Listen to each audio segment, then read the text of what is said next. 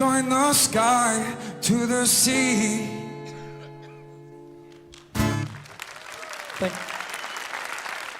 Cheers, guys.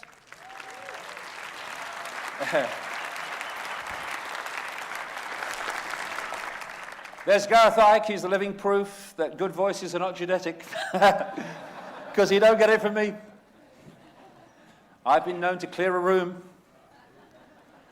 with karaoke. Okay, we're going to go to some strange places now. This is Krishnamurti, Jiddu Krishnamurti. If we can really understand the problem, the answer will come out of it, because the answer is not separate from the problem. What you kind of get is people, a lot, what you might call the New Age arena, I've had over the years, who say, you shouldn't speak about that, it's negative. Well, I don't think knowledge is negative, ignorance is negative, because when you're in ignorance of what the problem is, then you can't do anything about it. So I think knowing what's going on is quite important. But in this section, we are going to go into some strange places, to say the least. Just to reiterate the problem, we've got disconnected from the full magnitude of who we are, isolated in the five senses, thanks to the bamboozle that's been set up to hold us in perceptual servitude and created the madhouse. And now the question is, who's behind it, or what's behind it? And this is where we go into some strange places. This is a lovely quote. Every man takes the limits of his own field of vision for the limits of the world. That's the program. And it's a big mistake if we're going to understand what's going on in the world, especially when we come to this bit, which is, how do we get there to this Hunger Games society? Total human control. We hide the real controllers, which is what has been happening through known human history. Who is the spider? What is this force and source that's driving all this? Well, it ain't them. Here today, gone tomorrow, politicians, different parties, same party, it doesn't matter, it's not them. No one who ever does this job, even as the so-called President of the United States, the most powerful man in the world, yeah, okay, yep, I'll believe you. Nor is it even the corporations. And a lot of people say it's the corporations. It's not. The corporations are not the origin of this control and this centralization of power. They are a vehicle for it, not the spider. And it's no one who's sitting around a table apparently making the decisions in the public eye. Those you see are only gophers for those you don't see. You can go deeper into the rabbit hole, away from the people you see, into the advisors. It's not them either. You can go even deeper into the rabbit hole, and you can find the Rothschilds and people like that. We are the Rothschilds. You don't see us, but we control your life. Well, yes, but only on one level. They're not the origin either. So who is the spider? What is the driving force? Mark Twain said, truth is stranger than fiction because fiction is obliged to stick to perceived possibilities. Truth isn't. The truth doesn't change because you don't want to hear it. And the postage stamp consensus is currently in an ambulance heading for emergency because it's heard what I'm going to say next. And this is as far off that postage stamp that you could possibly imagine. So it's in intensive care until I've finished. So are we ready? Are we ready? Who is the spider? This takes us into this next level of the rabbit hole, which is a level of non-human intelligence, which is ultimately, well, I say ultimately, there might be levels beyond that. Ultimately, as we see it now, behind what's going on in the world. All these different areas of human society of control, secret societies, politics, banking, Satanism, pedophilia, military, media, religion, it all in the end ends up leading to one place, which is this spider, this force, which is not human. Okay, yes, I can understand that to an extent. I have a question. But hold on a minute. We live in an electromagnetic spectrum that's 0.005% of what exists in the universe, so mainstream science says, and we can only see a tiny fraction, visible light, of that electromagnetic spectrum of 0.005%. If you take the projected size of the universe according to mainstream science, then the Earth, by comparison, is 1/1000th of a pinhead. I feel it in me water. I think there's other life out there other than us. Honestly, I do. I'm convinced. This is, again, it's like, take a deep breath, look at it again. It's freaking obvious. It's like, do you think the sun affects our temperature? Oh, yeah, okay. Our consciousness, this is Bernard Carr, professor of mathematics and astronomy at Queen Mary University, London. Our consciousness interacts with another dimension. Our physical senses only show us a three-dimensional universe. What exists in the higher dimensions are entities we cannot touch with our physical senses. They're on different frequencies.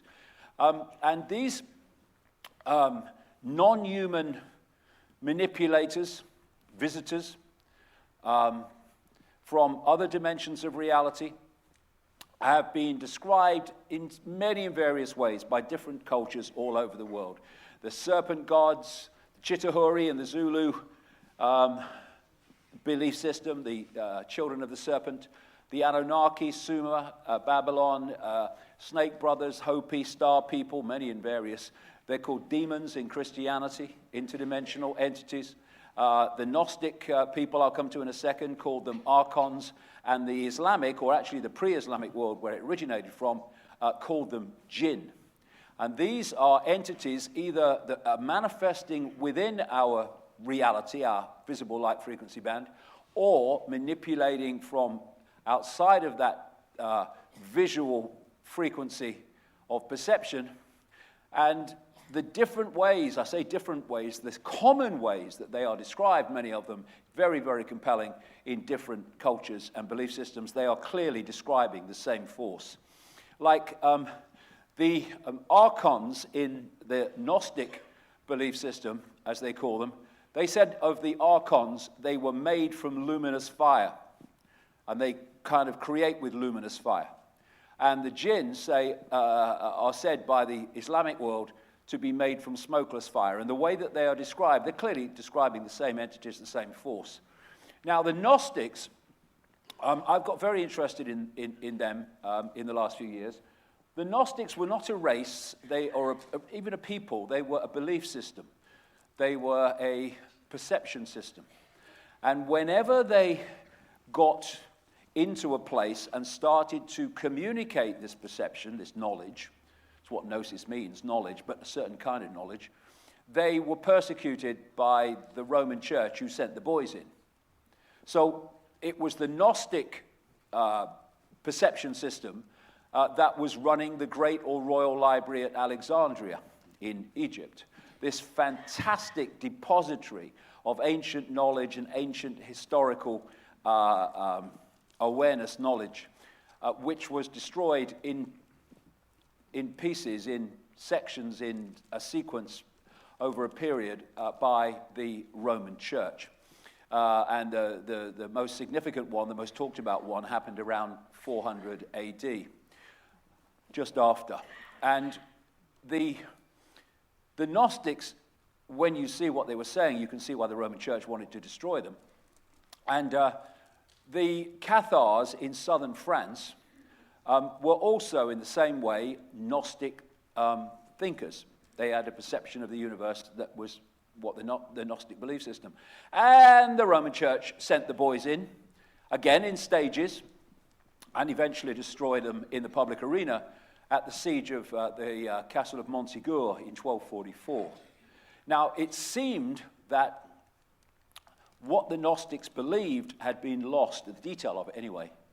But then, in 1945, a sealed jar was found, an earthen jar, at a place called Nagamadi, about 70, 80 miles north of Luxor on the Nile in Egypt.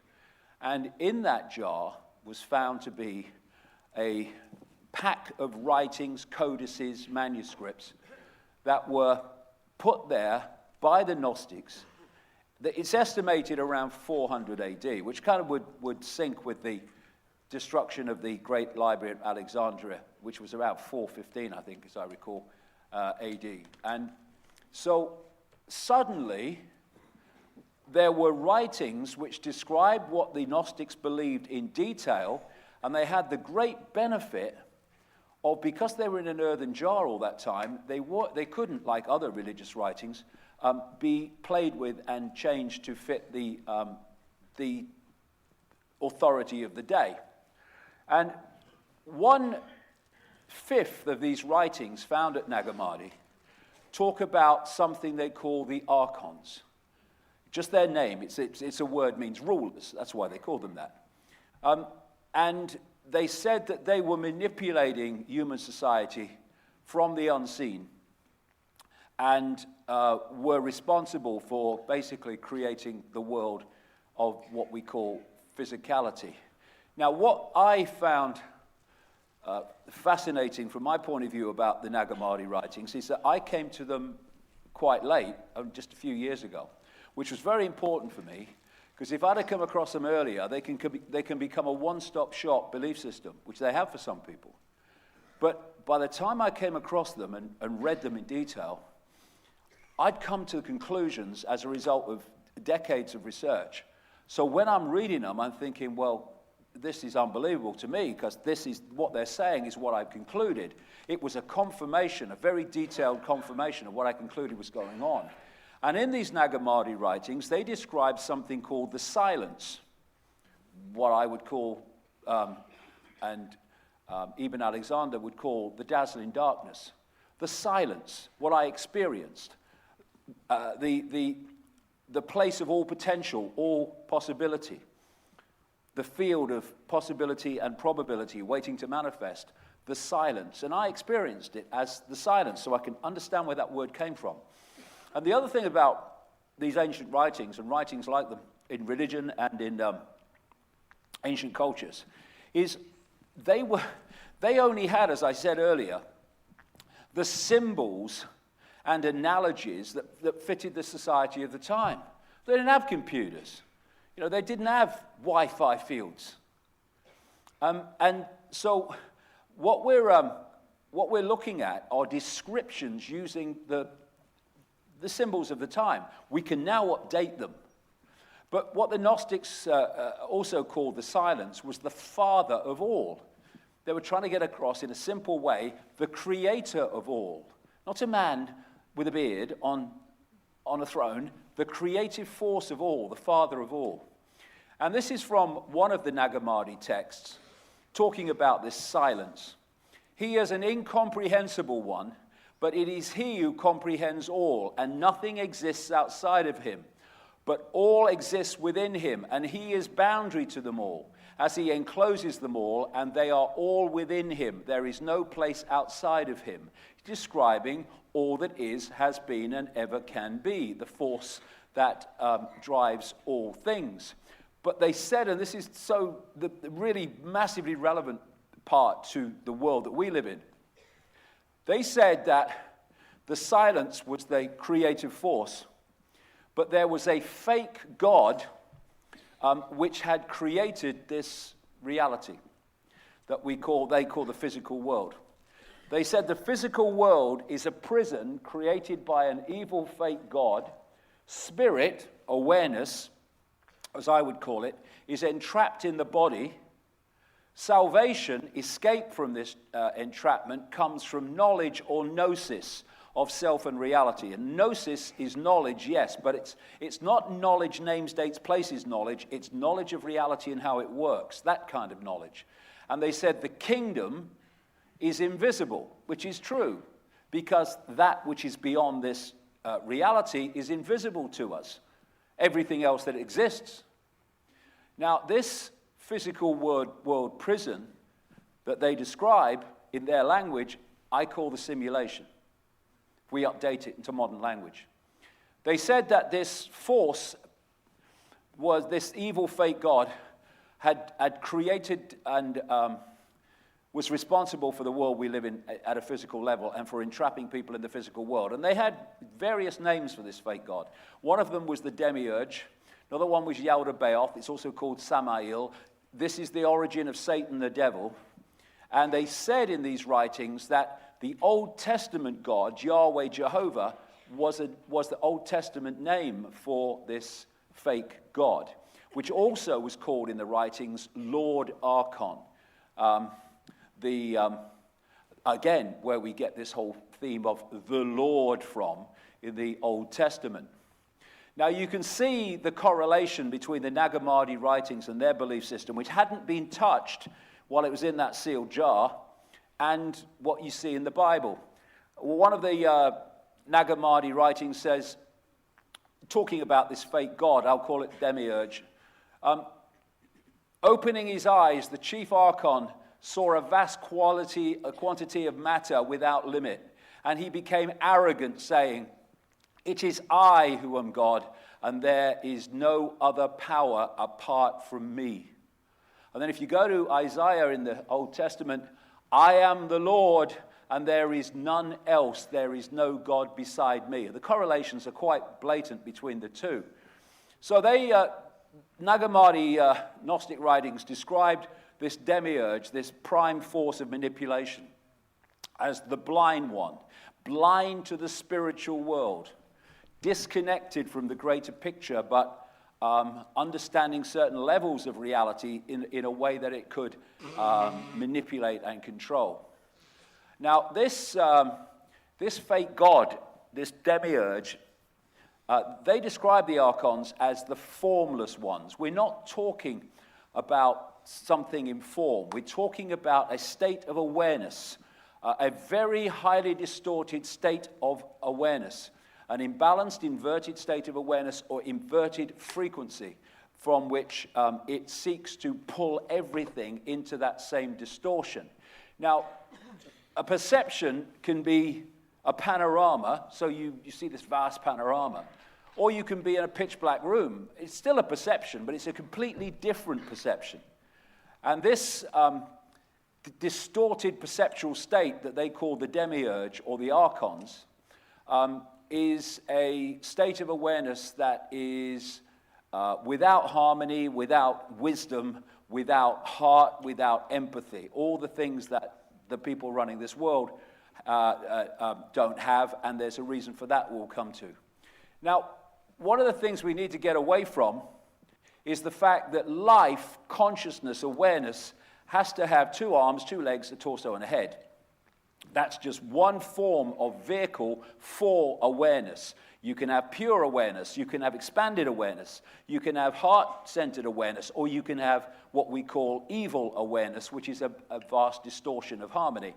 So some scientists now are looking at this whole idea of what pertains to be life in a different way. This is a mainstream headline: "Is alien life everywhere? Radical theory claims it may have become part of the fabric of the universe." He was talking about maybe our laws of physics are actually this kind of alien consciousness. So we're starting to get away from this idea of, the human form is the only way that intelligent life can operate. It can't.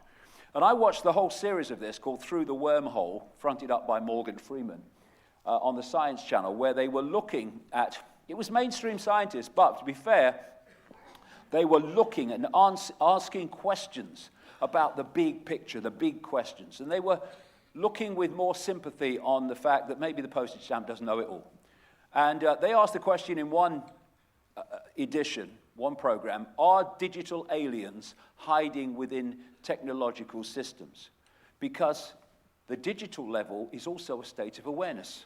And it's a state of awareness that can manifest and can make things happen and can take control if it's in the right arena. And this is a guy called Christoph Adami from Michigan State University. He said in that program, we can define life in terms of informational processes. So life and awareness and what we call forms of consciousness take many and various expressions, infinite expressions, and thus we're not talking ultimately about somebody in a form, although they do take form. We're talking about a distorted awareness that's behind all this. So the archons in their base form are a chaotic, imbalanced, inverted state of awareness, thus frequency. And the Gnostic writings talk about how the fake god, the demiurge, made copies of itself. So the archon demiurge became the Lord Archon of the Archons, which were basically like, the way I see it anyway, it's like Agent Smith in the Matrix. It's a program, it's a software program, and there was one of them. And then it made loads and loads of copies of itself, and there were endless then Agent Smiths, all acting the same and looking the same. This is the theme that I'm talking about in terms of the Archons. They were copies of the original distortion. So I'm using the word Archons here in this section as a name for the many and various expressions of a deeply distorted and inverted awareness, because it does take many expressions, some of which I'll come to. So the Nag Hammadi writings said of the Archons and the demiurge, Lord Archon. Archon, as I said, means prince, ruler, authorities, and from the beginning. They say that they've been here from the beginning of this world because they basically were responsible for it. They say that the demiurge is a fake god that created our physical or material reality as we perceive it. Gnostics related the demiurge to the Judeo-Christian Yahweh Jehovah God, and they said that the Archons were inorganic. They did not result and come in what we would call a natural way, inorganic, not resulting or produced by growth, artificial. When in our language, they're saying that this is a form of artificial intelligence. By the end of this section, that will become very, very relevant. They describe the Archons as the guardians and the gatekeepers. The guardians are the gatekeepers of humanity going into a state of expanded awareness, holding them in that lower state of awareness, because then they could control them. In expanded states of awareness, they cannot control, and thus they want to stop us from going there.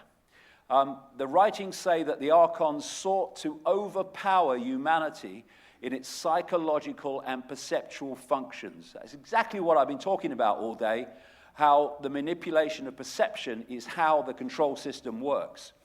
They said the Archon agenda for humanity is creating fear and slavery. Well, that's again what I've been talking about all day. That's what's happened since this hijack took place. And if you look in the Bible, you'll see kind of indications of what I'm talking about here. Here's one. For our struggle is not against flesh and blood, but against the rulers, against the authorities. Both names that actually mean Archon in that language. Against the powers of this dark world and against the spiritual forces of evil in the heavenly, unseen realms. They said in the writings that the demiurge and the Archons have no creative imagination and envy humans because we do. They describe them in our language like cyborgs, a robotic race that can imitate but not innovate. They called it counter-mimicry. In simple terms, if you gave this archontic awareness a blank sheet of paper, it wouldn't know what to do with it. It couldn't create on it. But you give it something on the paper and it can twist it and manipulate it to suit its agenda. They described how the archontic awareness was expert in fantasia, creating illusions that the target population think are real. They describe them as mind parasites that possessed human perceptual processes, that they were experts in deception. They were called the deceivers, and also in inversion. And this is the key. They describe them in our language as a form of artificial intelligence, a robotic race artificial. That's big time important, like I say later on. Now, the other thing they describe in the Nag Hammadi writings is something called Hal, which in the Coptic Egyptian language they were written in is what we would call simulation, creating illusions, virtual reality that people believe to be real, and how they were experts in it. Now, the Gnostics said of the Archons, they make something appear to happen that does not happen. They can induce a virtual reality experience, using our language, of course. And the Islamic and pre-Islamic world said of the jinn, they can manipulate humans by creating illusions. We're looking at the same theme here and the same force. So, in the kingdom of the blind, the one-eyed man is king. This manipulative force is very, very limited in what it can do and what it can create. So it has to keep the target population it is actually trying to absorb, I'll get into that at the end of this section, in a lower state of awareness than it's in. And this is a classic description of the situation we're in. In the kingdom of the blind, the one-eyed man is king. This force is symbolically the one-eyed man, and it's made humans blind so the one-eyed man can control. Once we become the two-eyed, three-eyed, third-eyed human, again, expanded awareness beyond that, it's over. But not until, and that means breaking the program and letting go of all these belief systems that hold us in servitude. The archontic writings of the Gnostics also say that the archons made a bad copy of the original reality. And they say the bad copy is where we are now, this world. Again, he's back. Bad copy, what you freaking talking about? Well, what am I talking about? With a bad copy of original reality? I'm back to the simulation. What the NASA scientist described when he said the universe is a digital hologram and may have been designed by a non-human force. Well, it had to be designed by a non-human force if it wasn't designed by humans. And so we're looking at this simulation, a bad copy. What is a computer game, a video game, a virtual reality game? It is a bad copy of this reality, in effect. We're talking about the same principle. What they say in these writings is that the real world, prime reality, is described in terms of being the upper eons. This is the place of spirit. This is a place of pure awareness.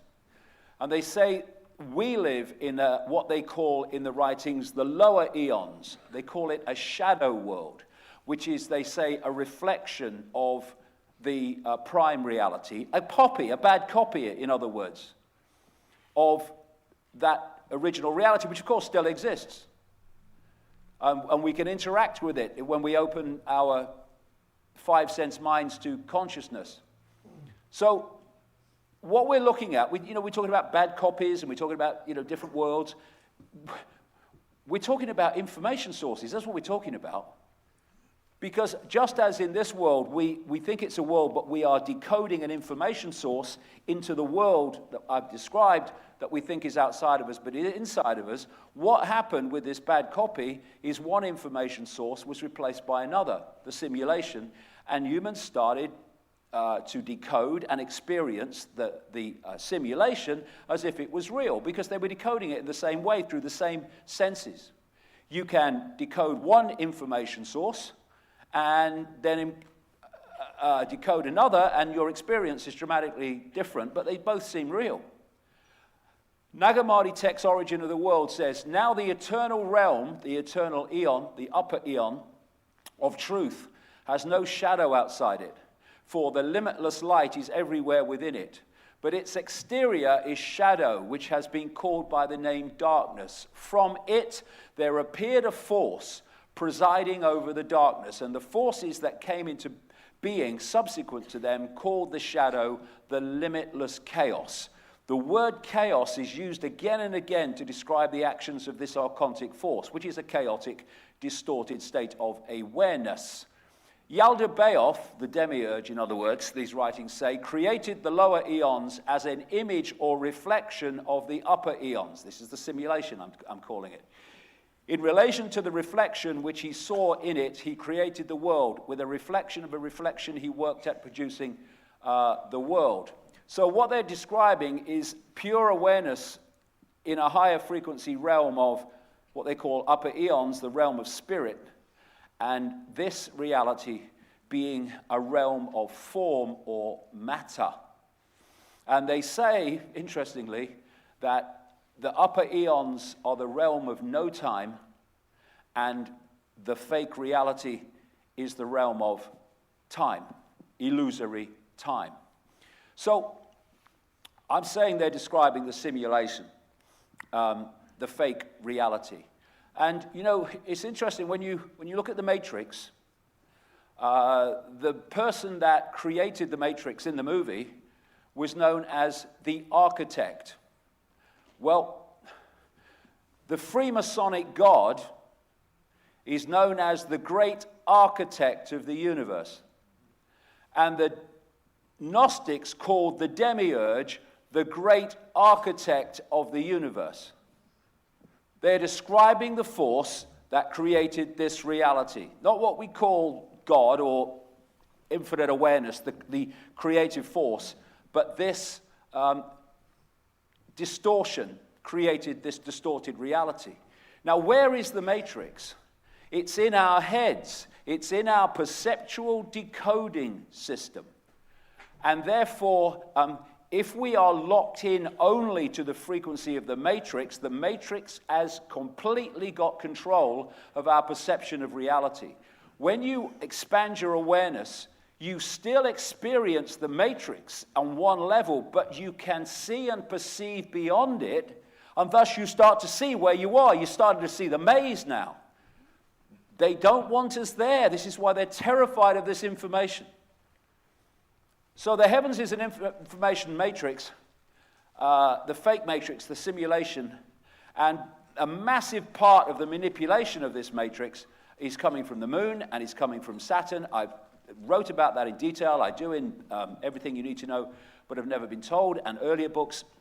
And on the internet, if you put into YouTube or my website search engine, the moon is not what you think it is and Saturn is not what you think it is, you'll see a detailed presentation of that side of it. Now, this Old Testament God, this architect, said, "Let there be light," and created the world in all these 7 days, was it? Create the world? It must have been quick. But what did the Gnostics say? The Old Testament God was this demiurgic force, this fake God force. And the more I've looked at this over the years, it's become very clear to me anyway, that what's being described in the Old Testament in Genesis is the creation of the simulation, not the creation of the world. Let there be light. Now, let there be light. We talk about light and the fact that we live in a frequency of light, and I'm opening to the light. But what is the light? Well, the light is radiation. And we live in a radiation matrix, an electromagnetic spectrum matrix. That is not the light that the Gnostic writings describe about the upper eons. They describe a very different light. They describe in the upper eons a watery light. Infinite awareness in awareness itself is not the kind of light that we experience here. And of course, the light we experience here is the light based on electromagnetic communication, just like computers communicate. And I'm saying that what we call light, the electromagnetic spectrum and within the speed of light, is actually the matrix.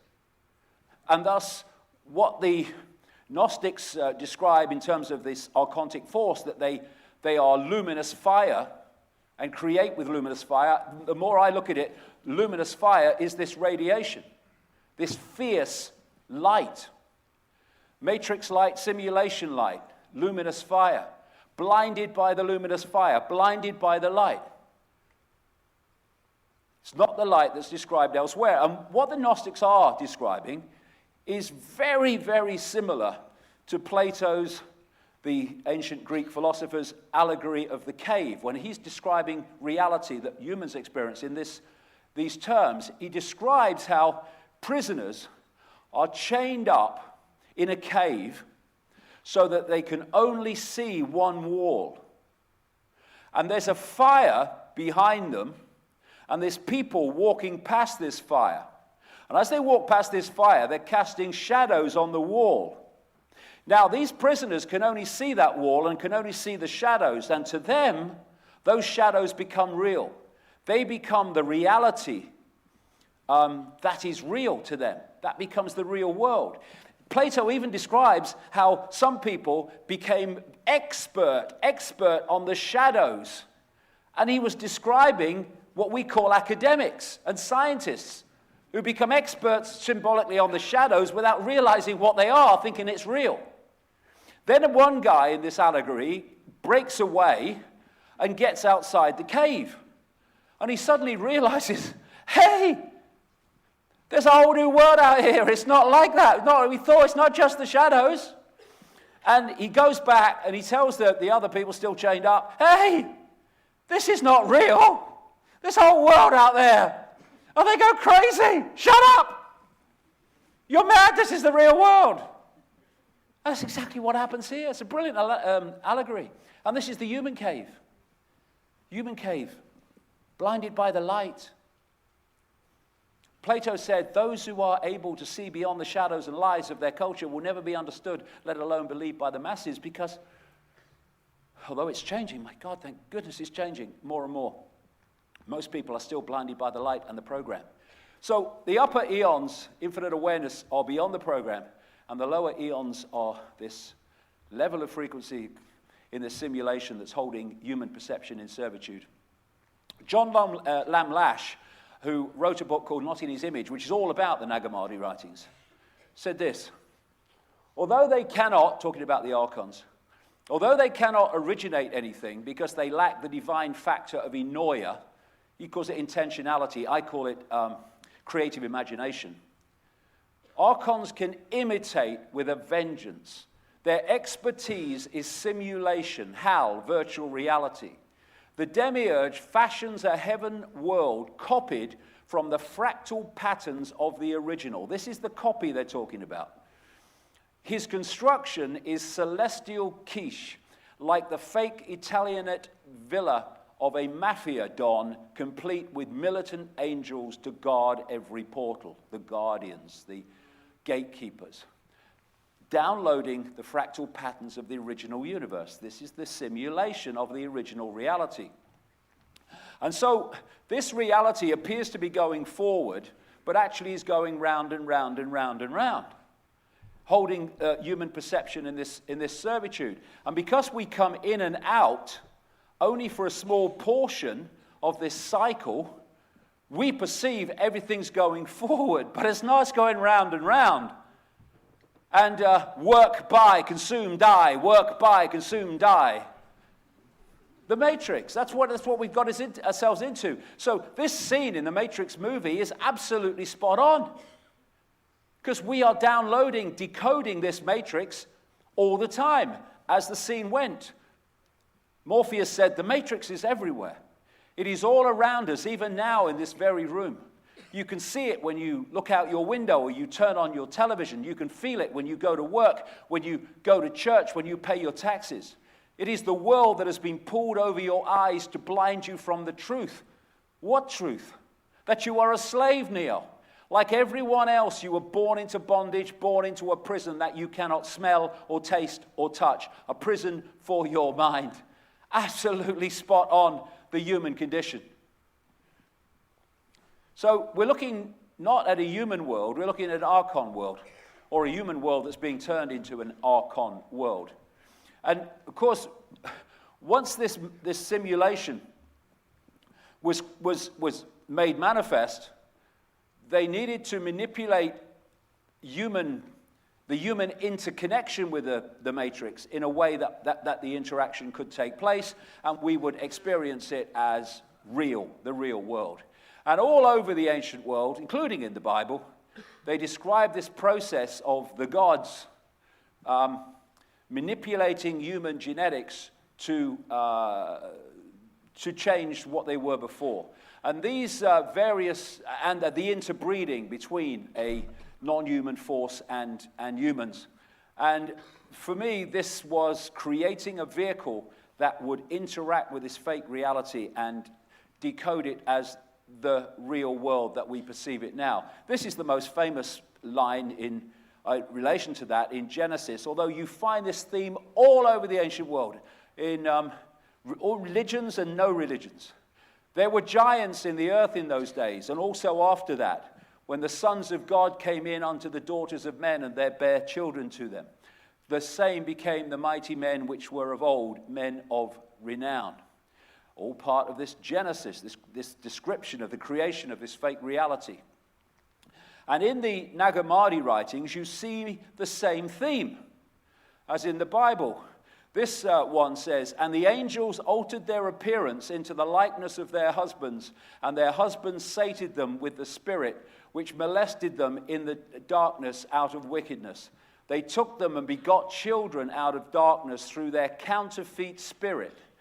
It closed their hearts. They became hard by the hardening of the counterfeit spirit.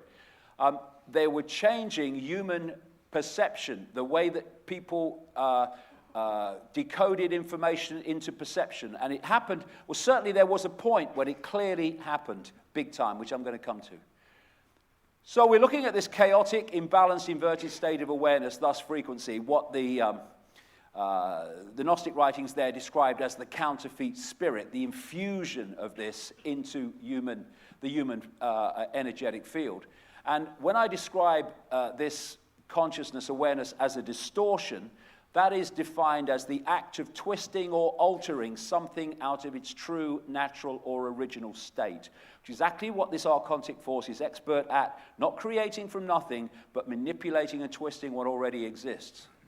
Now, it's very, very possible, in my view, that what the Gnostics call the counterfeit spirit being infused into the human form and the human perceptual processes actually is what the original sin is all about, described in the Bible, being born with original sin. So form is information, and if you're manipulating human form to lock it into an interaction with this fake reality, you don't need to go down the road of procreation, as we would see the creation of a new genetic type. This is a scientist who proves that DNA can be programmed by words and frequencies. Why? Because words are frequencies. Russian scientists have changed frog embryos to salamander embryos simply by firing at the frog embryos salamander embryo information fields. And it has changed the nature of what they became. There's also a whole new area of science now called epigenetics, where they're discovering that human thought, human perceptions, environmental influences switch on and off genetic functions.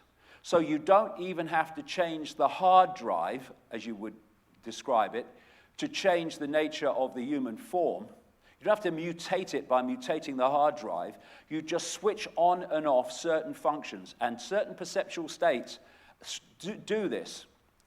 And what they've found, which is the key to it, is that once those perceptual functions and genetic functions are switched off or switched on, what they call silencing when they switch them off, that is then passed on to the next generation through procreation. And the form has changed, the perceptual processes have changed. So what we're looking at now is creating Generation Snowflake, and then the next generations are born Generation Snowflake. This is how epigenetics works. And if you can change the DNA at the waveform level, then the so-called physical level of the body will change as a result of that. What I'm saying is you don't have to use procreation to transform the human body and how it interacts with this fake matrix. So they've been turning the human body, or tuning the human body, into this matrix by manipulating it. And of course, once you start downloading or interacting with this information field, as we see with computer games, it becomes extremely real and becomes, well, this is the real world. Just like I'm describing, the upper eons are one information source and the lower eons are another information source. You just have to tune the target population into the one you want, which is this. And so as this distortion started to gather, human life, human behavior, the human world started to change. Because as the distortion was happening at the waveform level, which is where it operates from, it was coming through into the world of the seen in all these things, allowing people to die of hunger in a world of plenty, wars, conflict, selfishness. It all started to manifest in the human form. And they describe in these Gnostic writings of how this demiurgic force, as I would call it, is destroying unity and balance by creating chaos. Again, chaos, chaos, chaos. Archons they described as the demons of chaos. And you see in some of these sci-fi comic stories, there's one in Doctor Strange, this dark force called Damamu. I say that's symbolic of the demiurge, whether they mean it or not, of the dark dimension, envoy to the Lord of chaos. And what is the great way, already discussed, that the world is manipulated and pushed on to this Hunger Games society through order out of chaos. Create the chaos, offer the order out of the chaos, which leads to more chaos. That's what the Gnostics were describing. That's what we're describing today. So this manipulated human form was locked into this fake reality and disconnected as much as possible from prime reality and influenced by it. And so we went from expanded awareness human to 5 sense human. And the world changed dramatically. Another Nag Hammadi text, and they steered the people who had followed them into great troubles by leading them astray with many deceptions.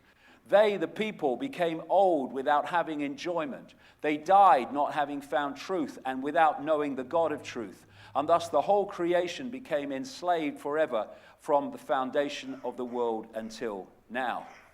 And you can symbolize very accurately this demiurgic distortion as like a computer virus, a self-aware computer virus, which infects, distorts, and brings under its control all the operating systems that this virus can infiltrate.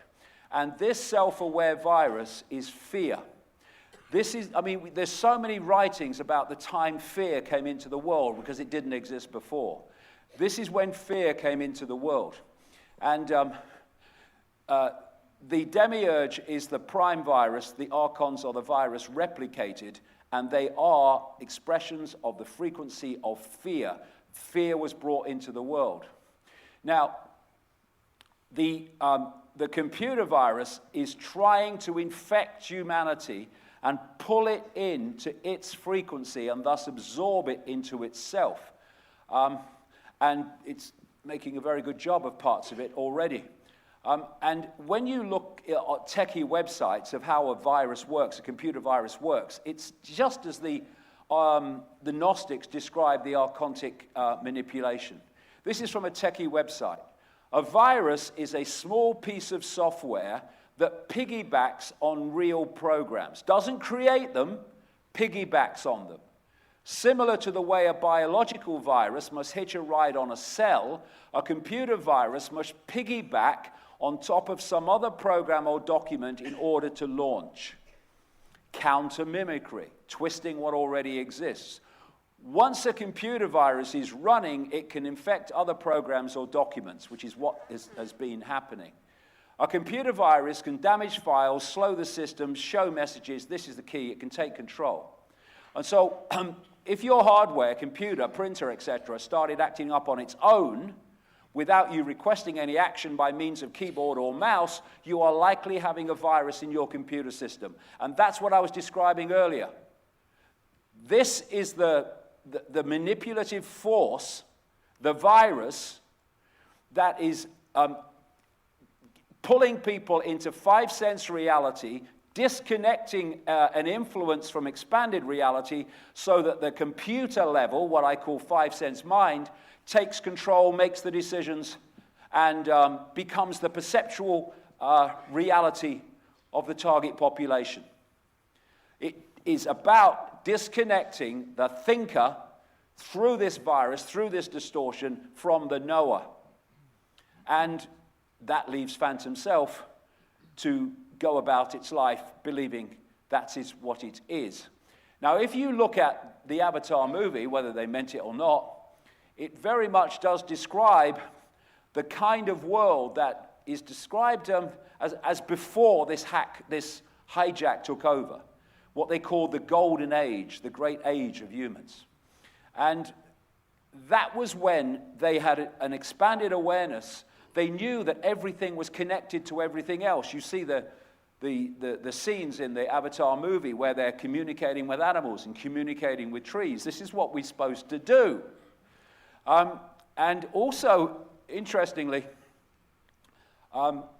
They talked about infiltrating the Navi Blue People Society by taking on bodies that look like them, which is what I'll come to soon. Now, this Golden Age society is what you would call a heart society, as opposed to the head and gut society, which we have now. When I say heart, I'm talking about the heart vortex, what they call in the East the heart chakra, or the wheel of light, the vortex. The major chakras through the body, and the heart is the key, the balance point. This is where we feel true love from. This is where we feel intuition from. You look at the body language.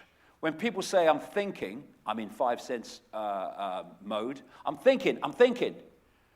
But where do our hands go when we say, I just know? They go here. I just know. Because this is where that knowing is coming from. It's a heart society.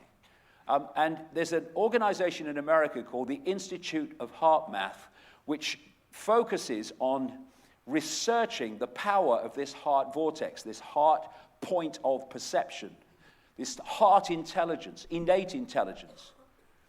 And they say that there is new data suggesting that the heart's field, which is the biggest electromagnetic field in the body comes from the heart, is directly involved in intuitive perception, I just know, through its coupling to an energetic information field outside the bounds of space and time, outside of the matrix. This is why they want to shut the heart down and put us in the head, because this is in the matrix, this is connected to out of it if we open it. So the now, as they describe the upper eons, is outside the bounds of time and space. The heart makes that connection. That's why they want to shut it down. They've also found in experiments that if the heart field, electromagnetic field, the brain and the central nervous system are in energetic frequency coherence, as they call it, that person goes on to a higher level of expanded awareness. And when that coherence between the three is broken, then people fall into a lower state of awareness and perception. And so the more they can create frustration and anger and hatred and conflict and fear, the more that distorted frequency breaks that coherence and people are held in a lower level of awareness. When we open our heart and go into a state of harmony, we go into an expanded awareness. And they don't want that to happen. And the great inversion of this hijack of human perception was when we stopped interacting with the world from the heart, love, and started interacting from here, emotion, fear, and from thought, the computer. And so they say in the Nag Hammadi writings, they took them and begot children out of darkness through their counterfeit spirit. It closed their hearts. They became hard by the hardening of the counterfeit spirit. Close the heart down. Brings you into 5 sense reality. So when we have what we call a heart-to-heart connection with someone, it's dramatically different in the way we communicate, the way people treat each other, the way people understand each other, than when we have a head-to-head connection, which is about apartness, not unity. And so the knower, with this hijack of human perception, the knower became thought and emotion. Very different state of being. Disconnecting the droplet from the ocean, 5 sense mind from infinite awareness. That's the process that took place.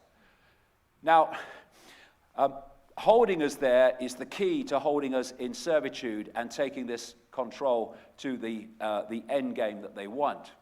So, the Gnostic set of humans, they are sparks of, or droplets of the same essence of God, what I would call expanded infinite awareness, but became entrapped in their bodies from which they will eventually escape. And they will escape by expanded awareness, no other way. The real world keeps us from that escape, the programming of the postage stamp consensus. Now, the Native Americans have this concept of two wolves inside people battling for control of perception. One wolf, they say, is anger, envy, sorrow, regret, greed, arrogance, self-pity, guilt, resentment, inferiority, lies, false pride, superiority, and ego. The other wolf, they say, is joy, love, peace, serenity, humility, kindness, benevolence, empathy, generosity, truth, compassion. What I would say is that is human spirit. That is the counterfeit spirit. Which wolf wins, the Native Americans say? The one you feed the most. And we have been subjected to a society, still going, which is pushing us to allow that to be the one we feed the most, and not this. We're talking about love, talking about all such connected things is now seen as weak. Oh, you've got to be macho. You've got to be over there. Ooh. Which wolf wins? The one you feed the most. We've been feeding that the most, and that's why we have the world that we do, which is a reflection of feeding that the most. We talk about people's dark side. I say that's the counterfeit spirit. And if you are in an expanded state of consciousness awareness with an open heart, that counterfeit spirit loses more and more and more and more of its influence over you. And infinite awareness takes more and more of the control of the perceptual sense of reality. And religions and ancient peoples, all of them, they have this common, constant, recurring theme of two forces tussling with each other for control of human perception, thus human behavior. Same thing. So why? Why? Well, there's many whys. This is one why. A virus, a computer virus, so symbolic of what I'm talking about, has no energy source, no power source. Its power source is that which it is infesting. It feeds off the operating systems it infests, takes its power from them. It's what we would call, in the human experience, a form of possession. And because this archontic force is not in the same way an expression of awareness, it's more artificial, as the Gnostics describe, it doesn't have this natural connection to an energy source, force, that consciousness in a state of connection to awareness does. And thus it has to create its own energy source to feed itself, to empower itself so it can then recycle that power against the target population. And I said earlier, this self-aware virus is fear. That's its frequency. And thus, if you're going to lock in to an energetic source of sustenance, it has to be within the frequency band you're operating on, or like two radio stations, they will never meet, and thus one cannot absorb the other. So therefore, the energy source of fear has to be fear. And what has been created with all the wars, all the suffering, all the death, destruction, is a source of fear and all its sub-frequencies, like depression and anxiety and hatred. And it's created an energetic source for itself by manipulating humans to produce in vast quantities the very emotional frequency energetic source that empowers it, then it can recycle it back against us. This is why people that worship this force, this distortion, what we call Satanists and such like, this is why they are obsessed with death. It's why this source is obsessed with creating fear, because they are energy sources. Death is a frequency. Suffering is a frequency. And therefore, they want as much of that as possible. A war, like a world war, is a banquet of this energy. Because this distortion cannot absorb that. It needs this, otherwise it does not get empowered energetically. And we have been manipulated to produce it. And so empower this force that is manipulating human society. So again, this scene in the Matrix was absolutely spot on, symbolically. When Morpheus held up the battery, talking about the machines, artificial intelligence, and said the Matrix is a computer-generated dream world built to keep us under control in order to change the human being into one of these. And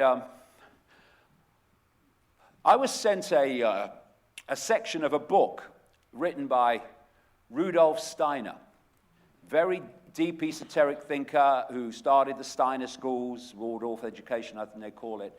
And he died in 1925. And the book was in Austrian, and the person had translated the section for me, having read one of my books. And what I read, I had no idea he was saying this, but he was spot on. And remember, he died in 1925. He said this: "There are beings in the spiritual realms, the unseen realms beyond human sight, for whom anxiety and fear emanating from human beings offer welcome food.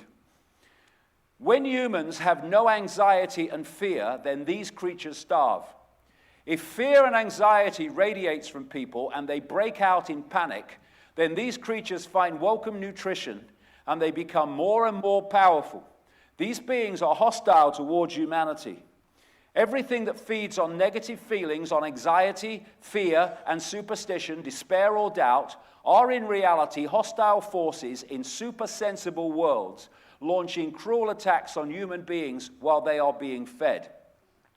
These are exactly the feelings that belong to contemporary culture and materialism, because it estranges people from the spiritual world. It is especially suited to evoke hopelessness and fear of the unknown in people, thereby calling up the above-mentioned hostile forces against them." And this quote is spot on. When you dance with the devil doesn't change, the devil changes you. It pulls you into its frequency, this distortion.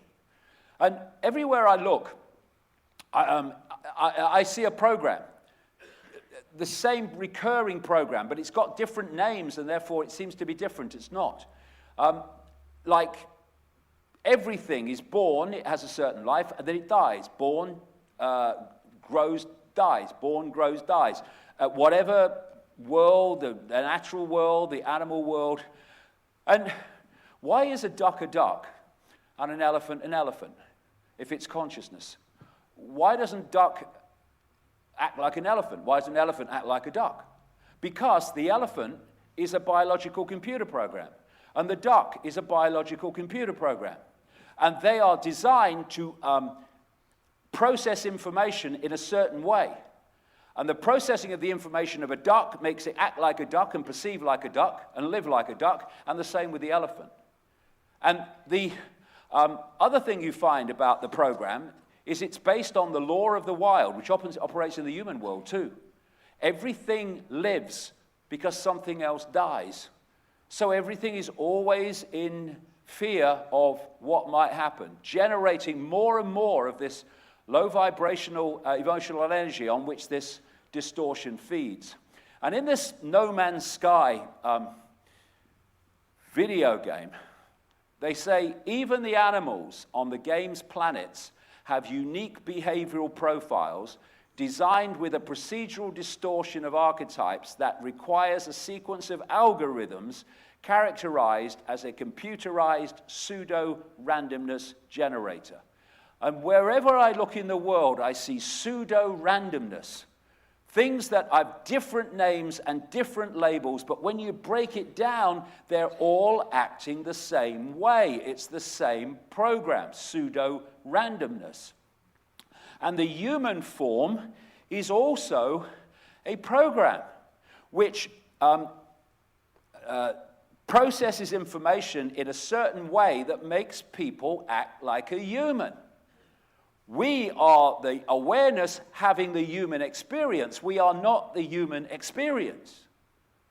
The other thing that people ask is, why are they, different versions of what they believe to be they, why are they trashing the earth? Why are they causing environmental mayhem? Why are they filling the atmosphere with radiation? Where they have to live here? Well, who are they? It's being done because they're turning our world into theirs, in front of our eyes. When the so-called bad copy was made, basically a download of a simulated version of original reality, which still exists in another frequency band. They were making a bad copy, if you like, Gnostics talked about, of something was beautiful, something was wonderful, something that was from the heart. And what's happened ever since is they've been manipulating this information source and manipulating humans to play a part in it, to transform that original copy of original reality into a world that suits them. And therefore, the world is changing, and what is good for humans is being destroyed, and what is good for this archontic force and that which it takes form through is being introduced to replace it. Evil is quite appropriately live written backwards in English, because evil is an inversion of life. Evil is an inversion, distortion of life, an inversion of perception, and a state of extreme ignorance. And this is why the archontic worshipping networks of Satanism and the more close to the spider secret societies and the deep inner sanctums of secret societies are obsessed with death. They're obsessed with Satanism. They're obsessed with that's why they do so many rituals in churchyards, because they're obsessed with the energy, the frequency of death, and they sacrifice people. And it's all to do with death, because that's their frequency. The global death cult. This is something of beauty. I must destroy it. You see, things of beauty to humans they're like that geometrical water crystal pattern that comes from I love you or thank you. That's beauty. And that beauty represents a frequency they can't absorb. They don't want beauty in the world. They want distortion. And that distortion they're introducing, we see as the destruction of the global environment, the destruction of the atmosphere. Dying out, wild animal numbers could fall by 67% up to 1972 2020 study says. This is part of this destruction of the world. If you take that to be symbolic of the original reality of which the original information download was taken, well, that, by contrast, is the Archon world. That is the Archon world. And that. You don't need creativity to build that. You need a ruler and a pencil. You know, you go around Maastricht. All the beautiful buildings where you go, oh, that's beautiful. They're all older buildings. New buildings, here, ruler, pen, that's everywhere, straight lines. And another part of this is that Archon's jinn do take form through straight manifestation, just manifesting in this reality, which they can't do for long. It takes just so much energy.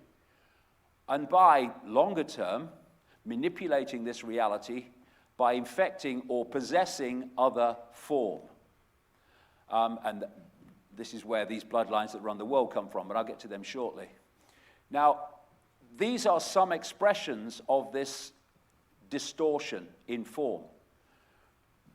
What we call reptilian extraterrestrials, what we call the Greys in classic UFO lore, and in human form, what we call psychopaths, extreme psychopaths.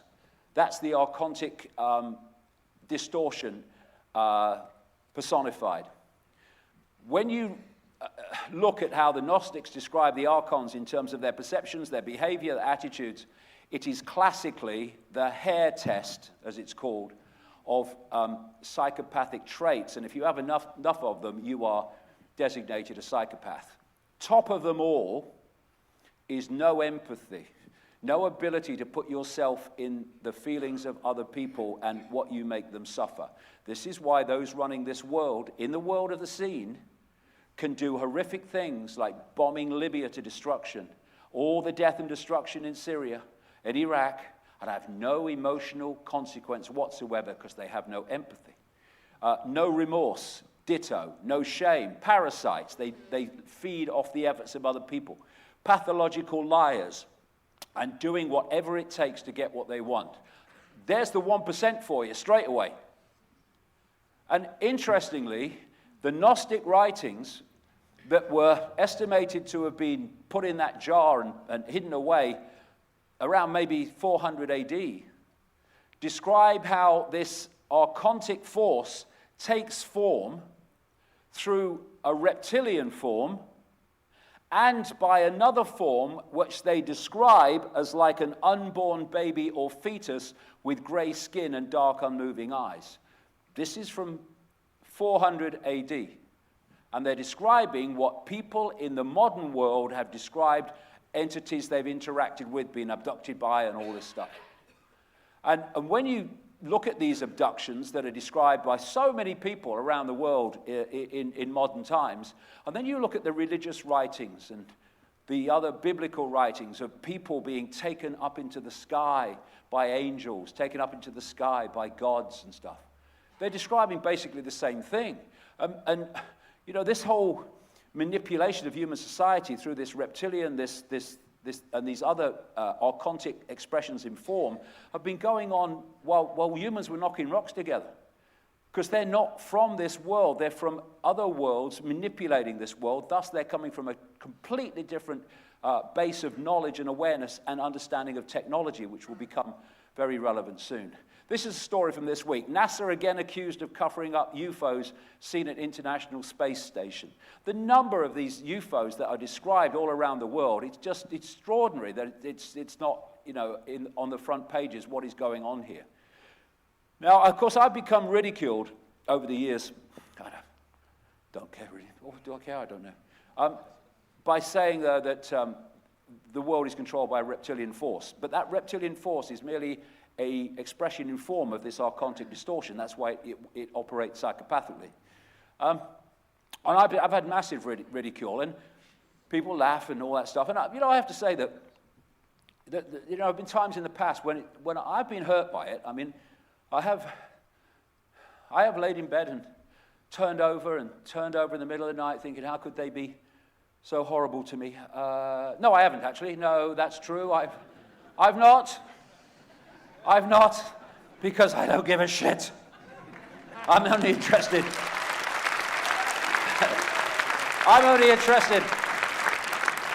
in what's going on. Not what people think of me. I think something else tomorrow. I'm not bothered at all. But as Einstein said, condemnation without an investigation is the height of ignorance. These people just condemn without investigation, so they're at the height of ignorance. I'll leave them to it.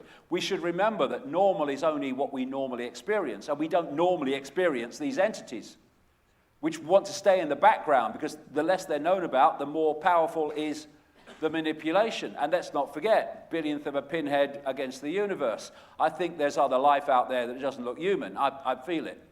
And interestingly, this is a mainstream article. When someone who's a scientist comes out and basically says the same thing. Welcome to our lizard overlord. Studies suggest alien worlds could be full of super intelligent dinosaurs. I'm not saying it comes from dinosaurs, that's just the headline, but reptilian. And this story was done straight. Oh, he said this, oh, that's interesting. And someone like me says it, you're mad. And when they have done studies, I'm not saying again it's come from the dinosaurs at all, but when they've done studies of where the dinosaurs would have evolved to had they not died out, as is said, then they concluded that they would by now be a two-legged, two-armed humanoid reptilian of an intelligent nature.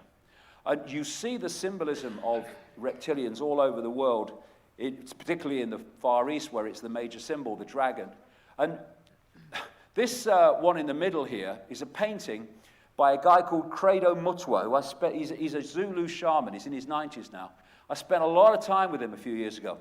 And he talks about, in Zulu legend, of the Chitahuri, the children of the serpent, or the devastators. And this is a painting from ancient and modern descriptions of the worker class, he says, of this reptilian race that is manipulating human society as an expression of this archontic distortion. And these other two here come from a Spanish artist I met in Barcelona in 2010, who was into nothing of this stuff. Didn't have heard of me, hadn't heard of the information, nothing. But he had a girlfriend who was Brazilian, and he was in Brazil. And being an artist, he went out on his own into the countryside with his easel and his paints. And he said he was just painting the landscape when this craft come down. He described it at about 50 meters across, and there was a window open. Every other window was closed, he said, and it just hovered in front of him for quite a time. And these figures were looking out of him, reptilian figures were looking out at him. And he started to paint them as he was looking at it. He said he doesn't know if he was taken on the craft, but he has no memory of it, not that necessarily he would. And he painted these things. And he did a little book of the craft and everything. And when you look at what he painted, it's very, very similar to what Credo Mutua also painted. And this reptilian race that is manipulating human society is part of a hive mind, and this archontic distortion is the hive mind. It is the perceptual hive mind to which they are connected. And as I'll come to later, they want to absorb the human mind into this, and that's what transhumanism is all about, but I'll come to that shortly.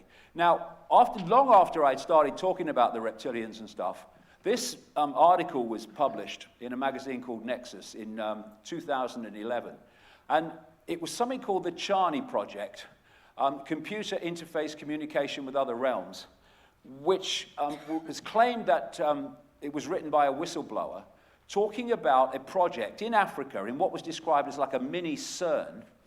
And from 1994, it was said, they made a computer interface with another dimension and an entity in another dimension, and over 5 years asked it an enormous amount of questions. And I just read this just out of interest. I didn't know where it was going. And then it starts talking about reptilians. And it said the reptilian race was holding back humans so they couldn't grow. This is what the ancients said. The entity said they had fought many battles against the reptile race in their own reality. Humans were more evolved spiritually than the reptiles, but they suppress humans with their technology. Their God is their technology. That's going to be very relevant shortly.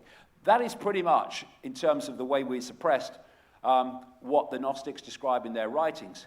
And this is Carl Sagan, very famous cosmologist. And he was so convinced of the reptilian genetic impact on human behavior that he wrote this book, The Dragons of Eden, in which he was talking about the fact that you cannot understand human behavior without understanding the reptilian genetic impact of human behavior. Because people who laugh at the reptilian thing, they don't realize that one of the foundation parts of the brain is called the reptilian brain, or the R complex, and it's one of the fundamental parts of the brain. Part of the brain that basically is scanning the environment for threats to survival all the time. It's obsessed with fear. It fears everything. It's fundamental to human behavior. This is an article about it. How to make friends with your reptilian brain. Are we being controlled by your reptilian brain? Yes, we are. And it's been put there for a reason. It was part of the genetic manipulation. This is mainstream science describing the impact on human behavior of this reptilian brain. Cold-blooded behavior, territoriality, a desire to control, an obsession with hierarchical structures of power, aggression, might is right, winner takes all, and from there we get primitive emotional responses. Also, the reptilian brain, they say, is about protecting status, power, reputation, superiority, intellectual preeminence, and in another expression, acquiescence to hierarchy and authority. What they're describing about the character traits of the reptilian brain are fundamental to the way humans act, behave, and perceive. And you look again at the descriptions of the negative force in religious writings, like here in Christianity. And the great dragon was cast out, that old serpent called the devil and Satan, which deceiveth the whole world. He was cast out into the earth, and his angels were cast out with him. You've got the Jewish holy serpent, or Leviathan, as part of their belief system as well. And in 1933, this Reverend John Bathurst Dean wrote a book called Worship of the Serpent, in which he was looking at the worship of the serpent all over the world, because it's a common theme of worshipping the serpent. And this was his conclusion when he in his book. It appears then that no nations were so geographically remote or so religiously discordant that one and only one superstitious characteristic was common to all, that the most civilized and the most barbarous bowed down with the same devotion to the same engrossing deity, and that this deity either was or was represented by the same sacred serpent. It appears also that in most, if not all, the civilized countries where this serpent was worshipped, some fable or tradition which involved his history, directly or indirectly, alluded to the fall of man in paradise, in which the serpent was concerned. What follows then, but that the most ancient account respecting the cause and nature of this seduction must be the one from which all the rest are derived, which represent the victorious serpent, victorious over man in a state of innocence and subduing his soul in a state of sin, as he would see it as a Christian, into the most abject veneration and adoration of himself. And this connection between, quote, the fall and reptilian manipulation is a very big constant if you look around the ancient world. And this brings me to this. Steve Taylor is an academic. He was at a university in Leeds. I don't know if he still is. And he wrote this book called The Fall. And what he was focusing on was a quite dramatic change in human perception and human behavior about 6,000 years ago, 4,000 BC. He points out in the book that there was no war, as we have come to know it, until 6,000 years ago. No patriarchy until 6,000 years ago. No massive inequality till 6,000 years ago. No class system as we know it. No gods and organized religion as we've come to know them. And that this dramatic change in human behavior perception followed violent invasions of Indo-European and Semitic peoples into the Middle East. And again, you know, everything's an inversion. People talk about Semitic peoples, oh, that must be Jewish peoples. No, Semitic relates to a language group in the Middle East, the overwhelming, massive majority of which are not Jewish, hence anti-Semitic is a complete misnomer. They are Arabic languages. That's what Semitic overwhelmingly refers to.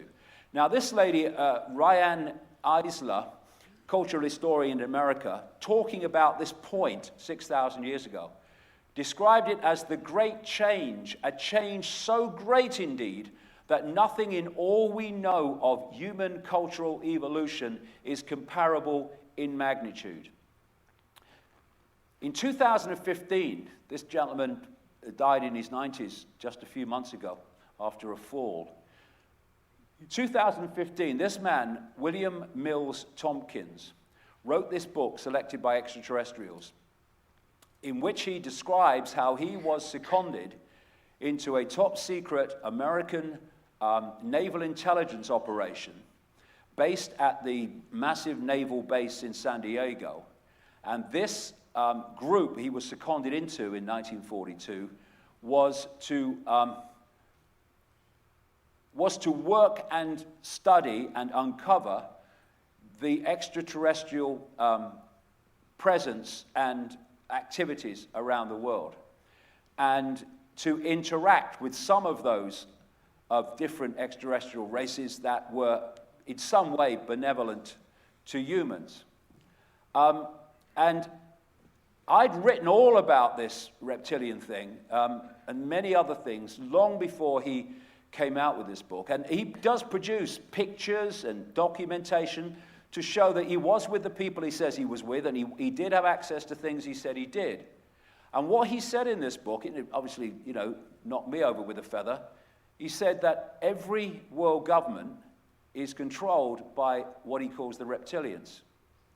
And he said that in the book that the point where this reptilian manipulation really began, in other words, this archontic distortion operating through this reptilian form, was around 6,000 years ago.